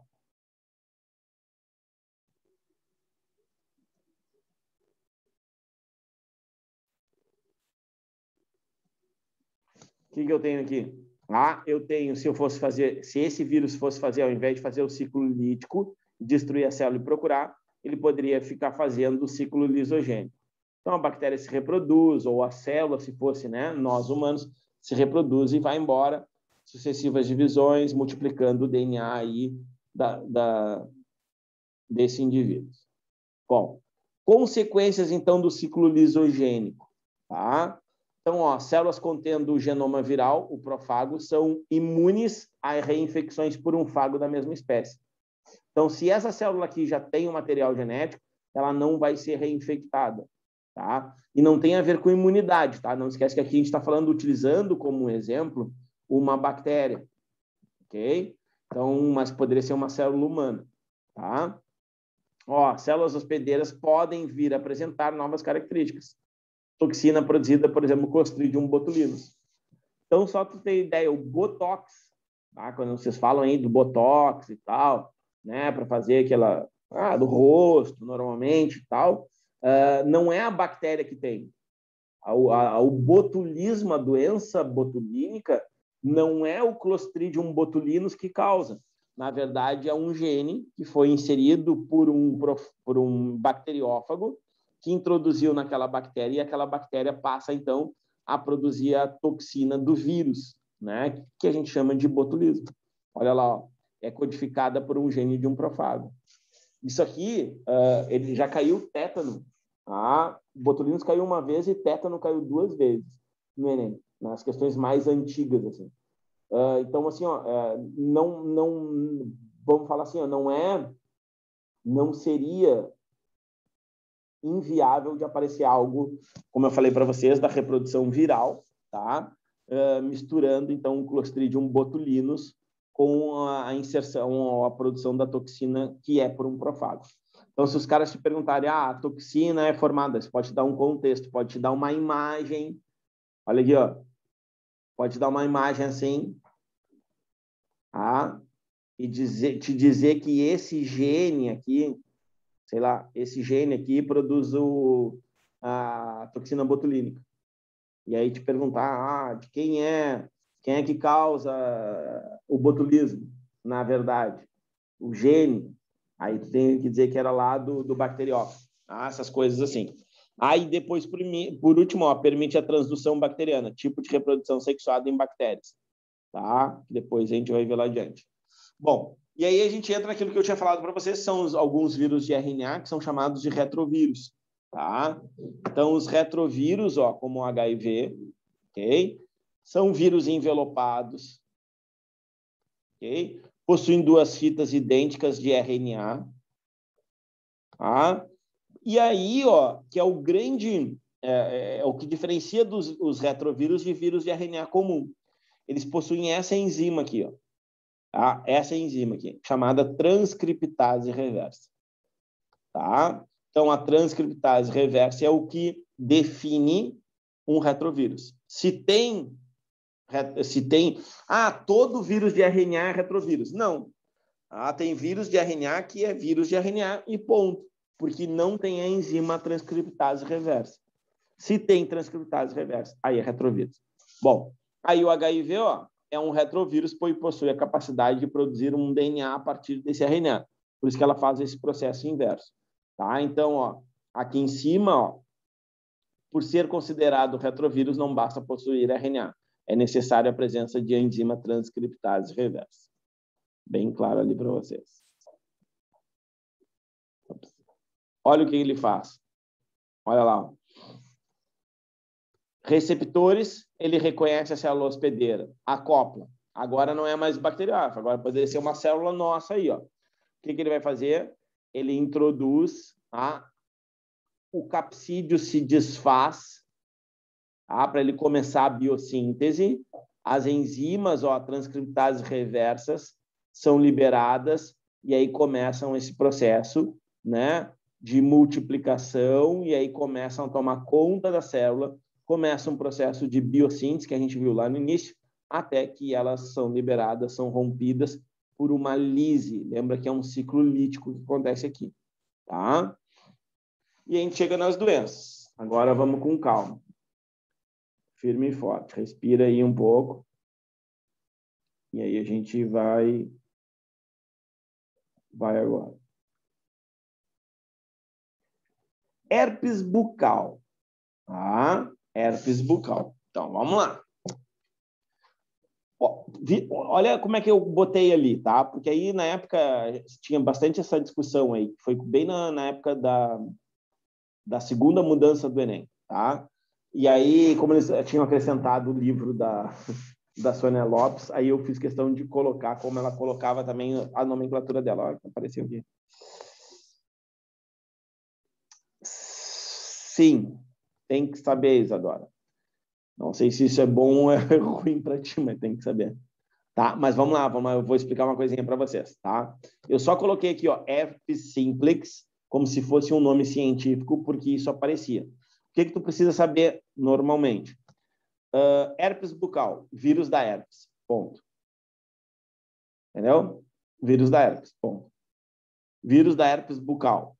Tem herpes bucal e herpes vaginal, são vírus diferentes, tá? Então, ó, forma de transmissão, vias aéreas, né? Então, oral e respiratória. Deixa eu ver aqui. Não, agora não, mas de... Tá bem, vou te aliviar nos vírus, mas de todas as outras doenças aí tem que saber. Todas. Tá? De bactérias, de fungos, de protozoários, de plateumintos e de nemateumintos. Aí tu tem que saber o agente etiológico. A gente chama de agente etiológico, é aquele cara que causa a doença, tá? Aqui nos vírus, fica tranquila, alguns que são mais especiais, né? Tipo o HPV, né? Que é o papiloma, deixa eu ver, o HIV, que a gente estava falando agora, esses aí sim, né? Porque aí tem nomezinhos específicos, são nomes... Ô, Elton, vou te fazer uma pergunta. Por que falam que todo mundo tem uma herpes, tipo, qualquer tipo de herpes, e às vezes tem em gente que não demonstra, tipo, sai só depois de um baita tempo, e todo mundo que tem é difícil curar e, tipo, fica o vírus no cara? Não. Aqui, o que acontece? Vamos aqui, ó. Pensa no ciclo lisogênico, tá? Aqui. Alguns vírus, eles podem permanecer dessa maneira, ó. Ok? Cristalizados, como eu falei lá, inertes, tá? Por muito tempo no nosso corpo. E aí, num determinado momento, ele vai lá e faz esse tipo de ciclo aqui, e aí infecta outras células, que infecta outras células, que infecta outras células, e aí começa a aparecer aquelas feridas. Bom, o que faz isso? Tá? O nosso sistema imunológico. Então, se o nosso sistema imunológico está apto, tá satisfeito, está ativo, está bem, funcionando legal, o vírus não consegue, mesmo que ele tente fazer aquele ciclo lítico ali, que rompe as células, para infectar mais células, tá? Ele não vai conseguir se proliferar porque nossas células vão controlar. Bom, no momento que, sei lá, tu está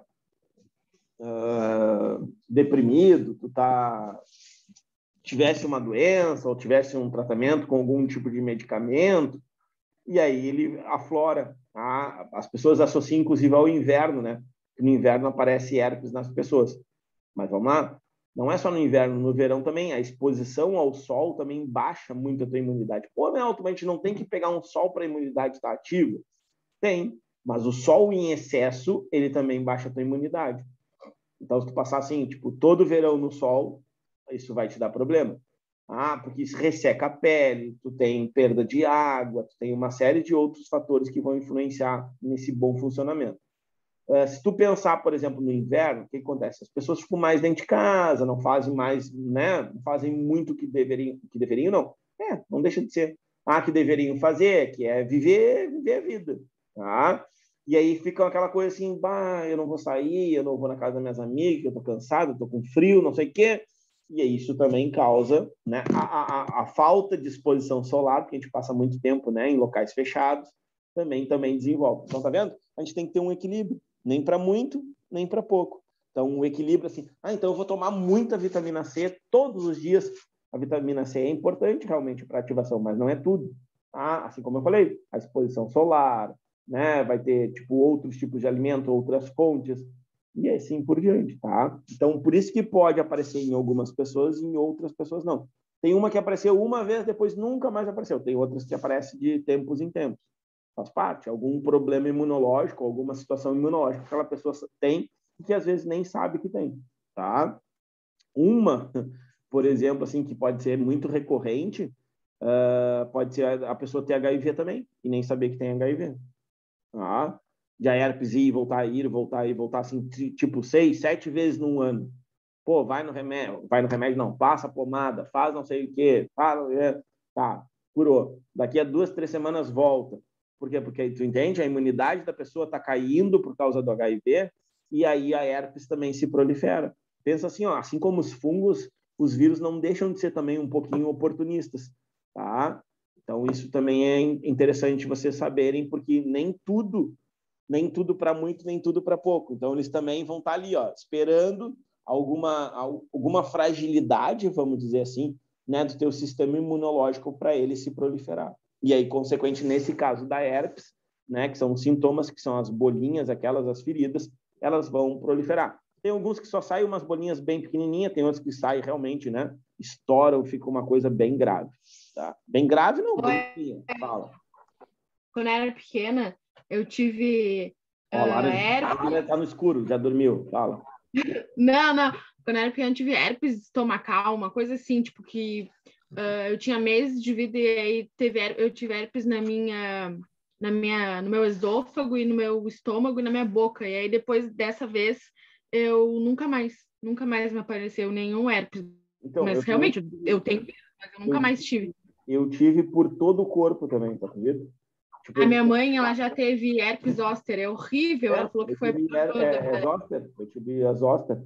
E aí, fiz um monte de exame, não sei o quê, nunca... Claro, porque assim, é difícil tu saber de como tu pegou, entendeu? E naquela época eu jogava muito, né? Então tinha aquelas coisas de trocar camiseta, sabe? O guri que tá saindo do jogo dá a camiseta pro outro. Aí a gente trocava muita camiseta, assim, para os coletezinhos, sabe aqueles coletezinhos que hoje se utiliza colete, tá? Na nossa época era só camiseta. Então a camiseta do time do colégio, por exemplo, era, se a gente jogasse futebol de 11, tinha 10 camisetas. Então era quem saía tinha que dar camiseta pro outro, cara da Valentina. Que são outros tempos, né? E aí a gente trocava a camiseta. E daí o médico achou na época que poderia ser por causa disso. Mas, cara, né? Se tivesse alguma pessoa com... É aquela coisa, né? A gente olha para a cara e não vê, é que nem HIV, é que nem HPV, é que nem uma série de outras doenças sexualmente. Meu avô pegou hepatite, assim, acho que ele era goleiro de São Paulo, e aí todos fizeram o mesmo exame com a mesma seringa, porque na época, tipo, não tinha seringa descartável, e aí todo time pegou hepatite C. Vai, até é bom tu falar assim, tu sabe que tem uma pesquisa na URGS, né? Fez assim com ex-jogadores da dupla Grenal, né? Então pegaram só ex-jogadores, não, claro, obviamente não os ricões, assim, né? Falcão, assim. Pegaram aqueles que jogaram na dupla Grenal e hoje estão aposentados com um salário mínimo, sabe? E 83% deles têm hepatite, tá? Ou desenvolveram hepatite. E por quê? Porque todos eles faziam infiltração, tá com o tornozelo inchado lá no primeiro tempo. Aí era aquelas de vidro, sabe? Mas a gente vê às vezes nos filmes mesmo. Aí tirando vamos dizer assim, a água do joelho, né? Mas não é a urina, no caso. Vou tirar ali uma água do joelho. Mas era literalmente a água do joelho, porque o joelho incha, né? E aí tu perde a mobilidade. Então, eles faziam infiltração e faziam em todos. Às vezes colocava ali, só lavava. Seria muito difícil de pegar uma doença assim, tipo... Porque ninguém foi esperto de inventar uma seringa descartável, entendeu?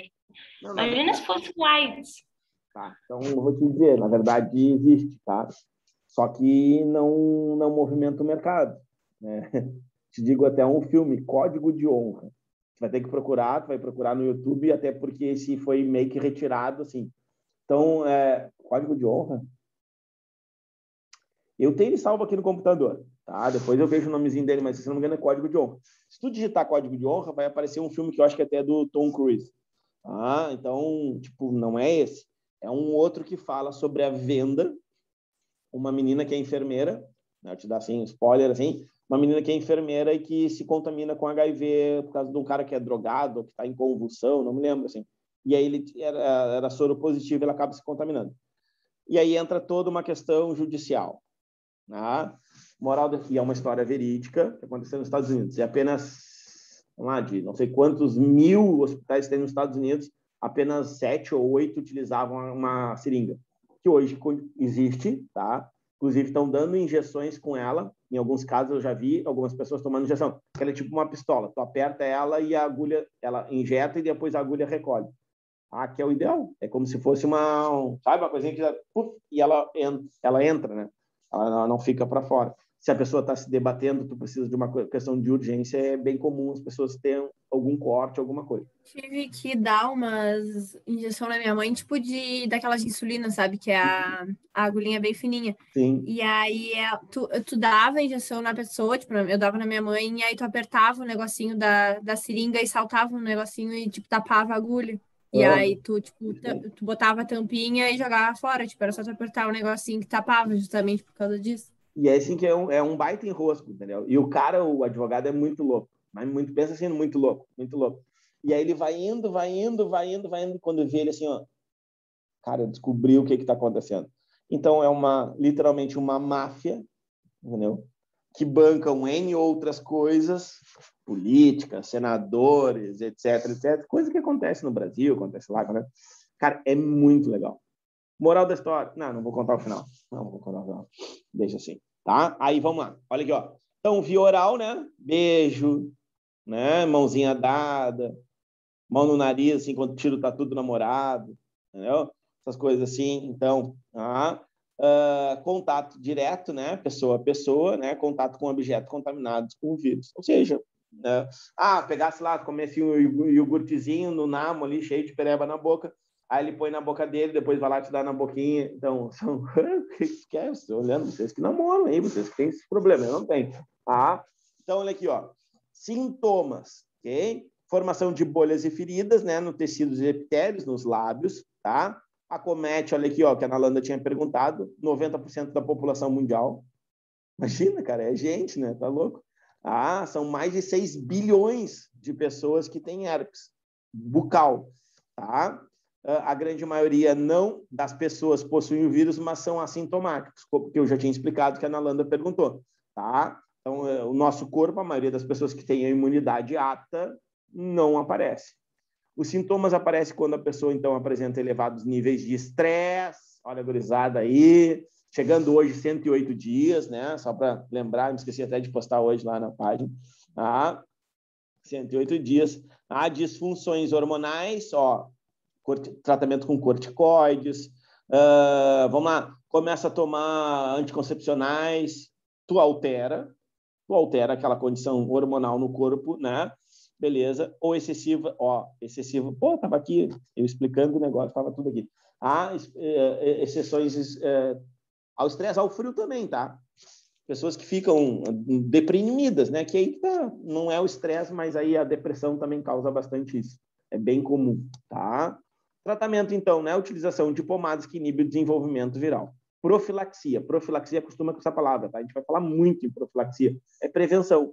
A gente vai falar profilaxia até ecologia lá, tá? Então, ó, evitar o contato com pessoas, né, que apresentam sintomas e evitar compartilhamento de talheres, copos e etc, etc. Aquela long neck que tu tá tomando lá no boteco, né? Não, toma um gole aqui, aí tu toma lá, só um golinho só para dizer, né? Não fazer desfeito, pronto. Tá com herpes, já era. Lá em São José do Norte não tem long neck. É só cerveja de garrafa, aquelas de litrão. Ok? Não chegou long neck lá ainda. Vamos lá.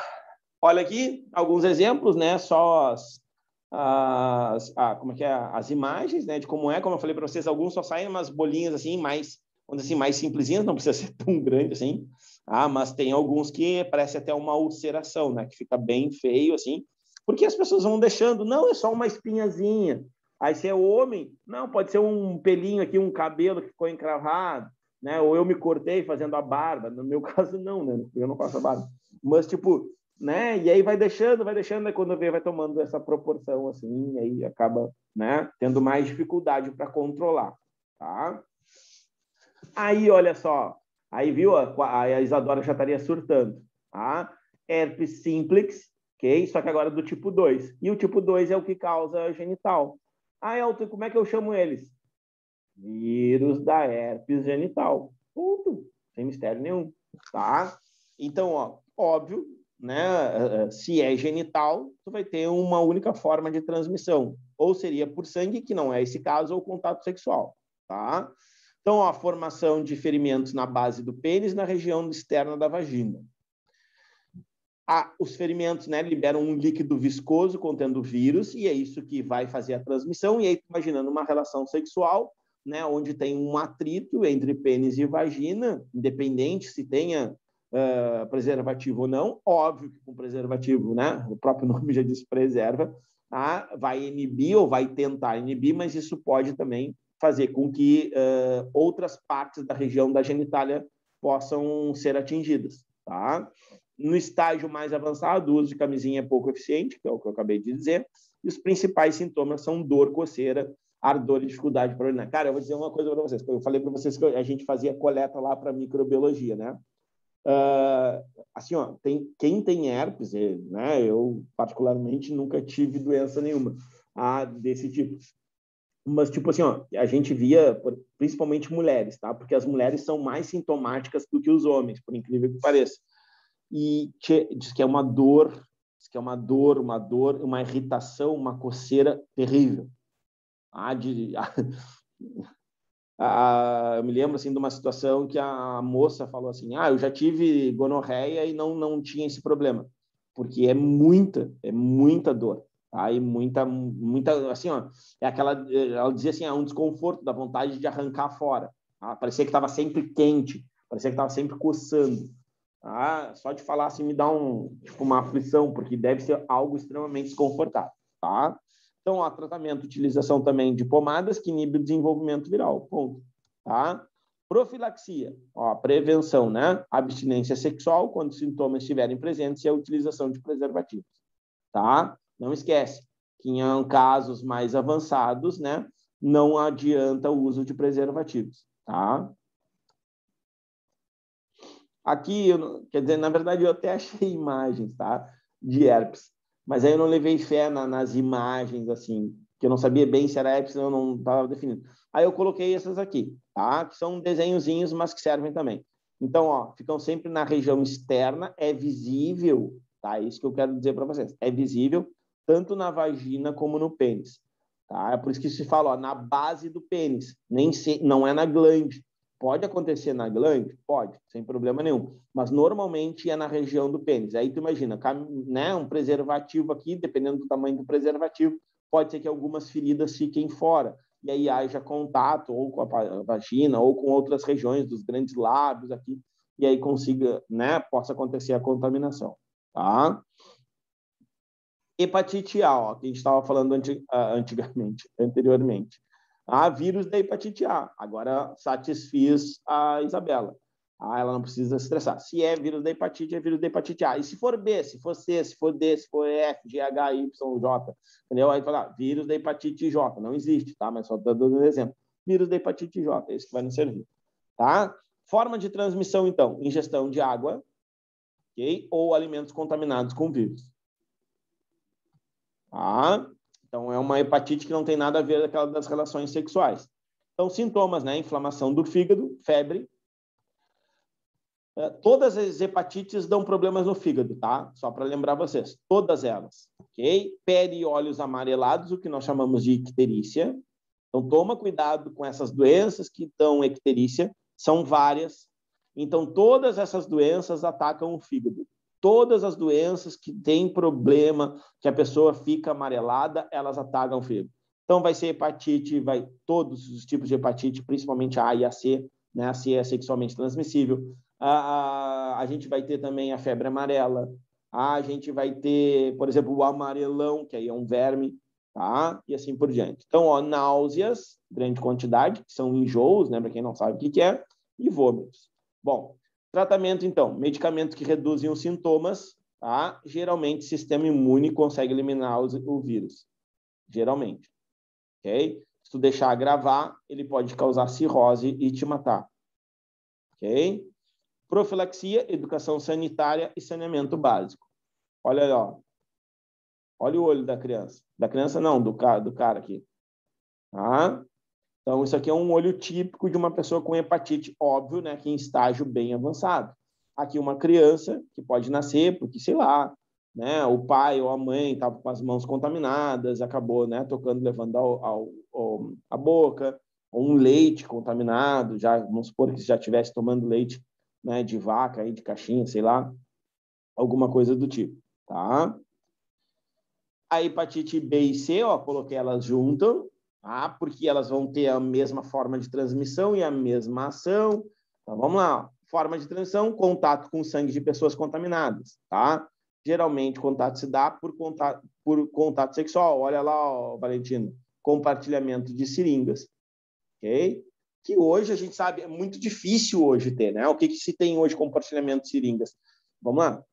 Tu tem compartilhamento de seringas em locais de usuário de drogas, hoje, tá? Ah, Elton, mas não pode acontecer? Pode, eu não vou botar a mão no fogo por nenhum posto. Posto de saúde até que não, mas por nenhuma, sei lá, clínica, eu não ponho a mão no fogo, tá? Agora, óbvio, a gente também não vai sair dizendo, não vou levar de casa, mas, sabe o outro local? Aqui, ó, vocês que fazem cutícula, sabe? Cutícula, vocês vão na manicure, essas coisas. A manicure normalmente manda o quê? Tem que levar o... Como é que chama? O alicate de cutícula. A Duda já ia vir lá, rapidinho. O alicate de cutícula. Que aí tu leva. Mas tem uns lugares que eu vou, tem... Como é que é? Tem um negócio lá para esterilizar. Ok, tem um negócio para esterilizar. Aquilo ali serve, realmente. Mas é bem mais seguro tu levar o teu e só tu usar o teu. Por quê? Porque é aquela coisa, tu não sabe o que as pessoas estão fazendo, nem falando, nem, né? Pois é. E depende, assim, ó, a hepatite C ou é contato sexual ou é contato de alicate de cutícula, né? Vamos lá, de pessoas, vamos dizer assim, que não usam drogas hoje. Quer ver outro? Tatuagem. Ok? Tanto é que quem faz tatuagem, assim, há menos de 6 meses, fiz uma tatuagem, quero doar sangue. Tipo, sei lá, fiz há 2 semanas, aí vou lá para doar sangue no Hemocentro, eles vão me proibir de doar. Tem que esperar um tempo até esse vírus se replicar para ele ser detectável no sangue. Porque depois tu vai doar para uma pessoa e tu vai dar uma doença para ela que ela não era para ter, né? Embora eles façam os exames lá. Só que aí tem um tempo para esse vírus ser detectado no sangue. E aí tu vai ver se tu tem ou tu não tem, tá? Elton, mas a tatuagem... Não, é que assim, os caras trocam todo o material, higienizam, a gente sabe disso, assim como, por exemplo, as manicures, ok? Só que aquela coisa, a gente não sabe até que ponto aquilo realmente é higienizado e de que forma é. Por isso que assim, vou fazer com um amigo meu que faz tatuagem. Ok. Cada um corre o risco que quer, né? Aí tu pede um unicórnio e aí sai um rinoceronte de 2 cornos. Olha aí, ó. Vem, Lara, agora tu não esquece mais. Inflamação no fígado. Ok? Como eu falei para vocês, todas... transfusão de sangue é mais difícil, né, pessoal? Justamente porque o sangue passa por todo esse processo, né? De exames, etc, tá? Dores de cabeça e no corpo, pele e olhos amarelados, náuseas, vômitos, utilização de medicamento que inibe a ação viral, tá? Olha o que está escrito aqui, ó. A hepatite C, se não tratada rapidamente, ela pode evoluir para um quadro de cirrose. Esse é o pior de todos. Tá? Então, aquela coisa, a pessoa que tem cirrose é porque bebe. Cara, às vezes não tem nada a ver com a bebida. Tá? Fala, Nalanda. Para dengue, várias coisas, até a transmissão, né? A transmissão da dengue, por exemplo, é pelo Aedes aegypti. Aqui tu vai ter contato pelo sangue, tá? Não o quê? Isso é um não? Para hepatite. Tá, e por que dengue? Escreveu dengue. É uma louca, tia. Olha aqui, ó. Tipo, para hepatite A, a forma de transmissão. A forma de transmissão da hepatite A é por alimentos contaminados ou água contaminados, ou seja, pelas fezes, tá? Então, tu defeca, tu é uma pessoa contaminada, tu defeca e aí contamina a água lá, sei lá, do onde tu toma água aí, do poço artesiano. E aí todas as pessoas que tomarem aquela água lá vão se contaminar com a hepatite. Ou, por exemplo, se aí aquela água lá vai ser utilizada para regar, sei lá, alface que tu plantou no fundo da tua casa. E aí, por exemplo, tu não higieniza ela bem aqui, quando tu chega na tua casa, né? E aí tu acaba, uma outra pessoa que não está com hepatite A acaba se contaminando. E assim por diante. Ou, vamos lá, tu né, vai defecar, não higieniza bem as mãos e pega uma criança, toca na boca da criança, ou brinca com um biquinho, assim, acaba contaminando a criança. Então, são várias situações, assim, tá? Sim, por causa da água contaminada, por causa dos alimentos. E essa água contaminada pode contaminar os alimentos, que pode contaminar as pessoas. É isso aí, tá? Tratamento, utilização, né, de medicamentos de inibição oral. Ó, profilaxia, vacina, tá? Essa tem vacina. Hepatite B, né, para B, né, não para C.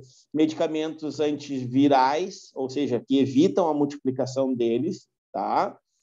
Específico para hepatite C. Uso de preservativos nas relações sexuais, controle dos bancos de sangue, isso a gente tem bastante, tá? Isso aí a gente... Claro, eu não sei em outras cidades, mas em Rio Grande é bem rígido, Pelotas mais ainda, porque é um centro, né? É um centro do Rio Grande do Sul de bancos de sangue, de tratamentos, né, de doenças relacionadas do sangue, tá? Utilizar somente seringas descartáveis e não as compartilhar. Aqui a gente poderia até acrescentar, né, alguma coisinha a mais aí. Deixa eu ver o que vem depois. Aqui exemplos, né, de hepatite C. Olha um fígado cirrótico, só aqui para vocês terem ideia. Tá? Esse é um fígado cirrótico, tá? De uma pessoa com cirrose. Esse aqui é um fígado teoricamente normal. Então, a cor amarelada, né, etc., porque existe um acúmulo de bilirrubina, que é o que dá, inclusive, a pigmentação das fezes, e ela acaba acumulando, não acaba sendo liberada pela bile, e aí vai acumulando no fígado, e aí isso vai inflamando o fígado, que vai fazendo com que as pessoas fiquem com essa pigmentação amarelada, tá? Aí, enjoos, vômitos, essas coisas aí. Vamos deixar isso aí para a semana que vem, gaúchos e gaúchas, de todas as querências, porque aí HIV a gente tem que falar com calma, porque é um que cai bastante.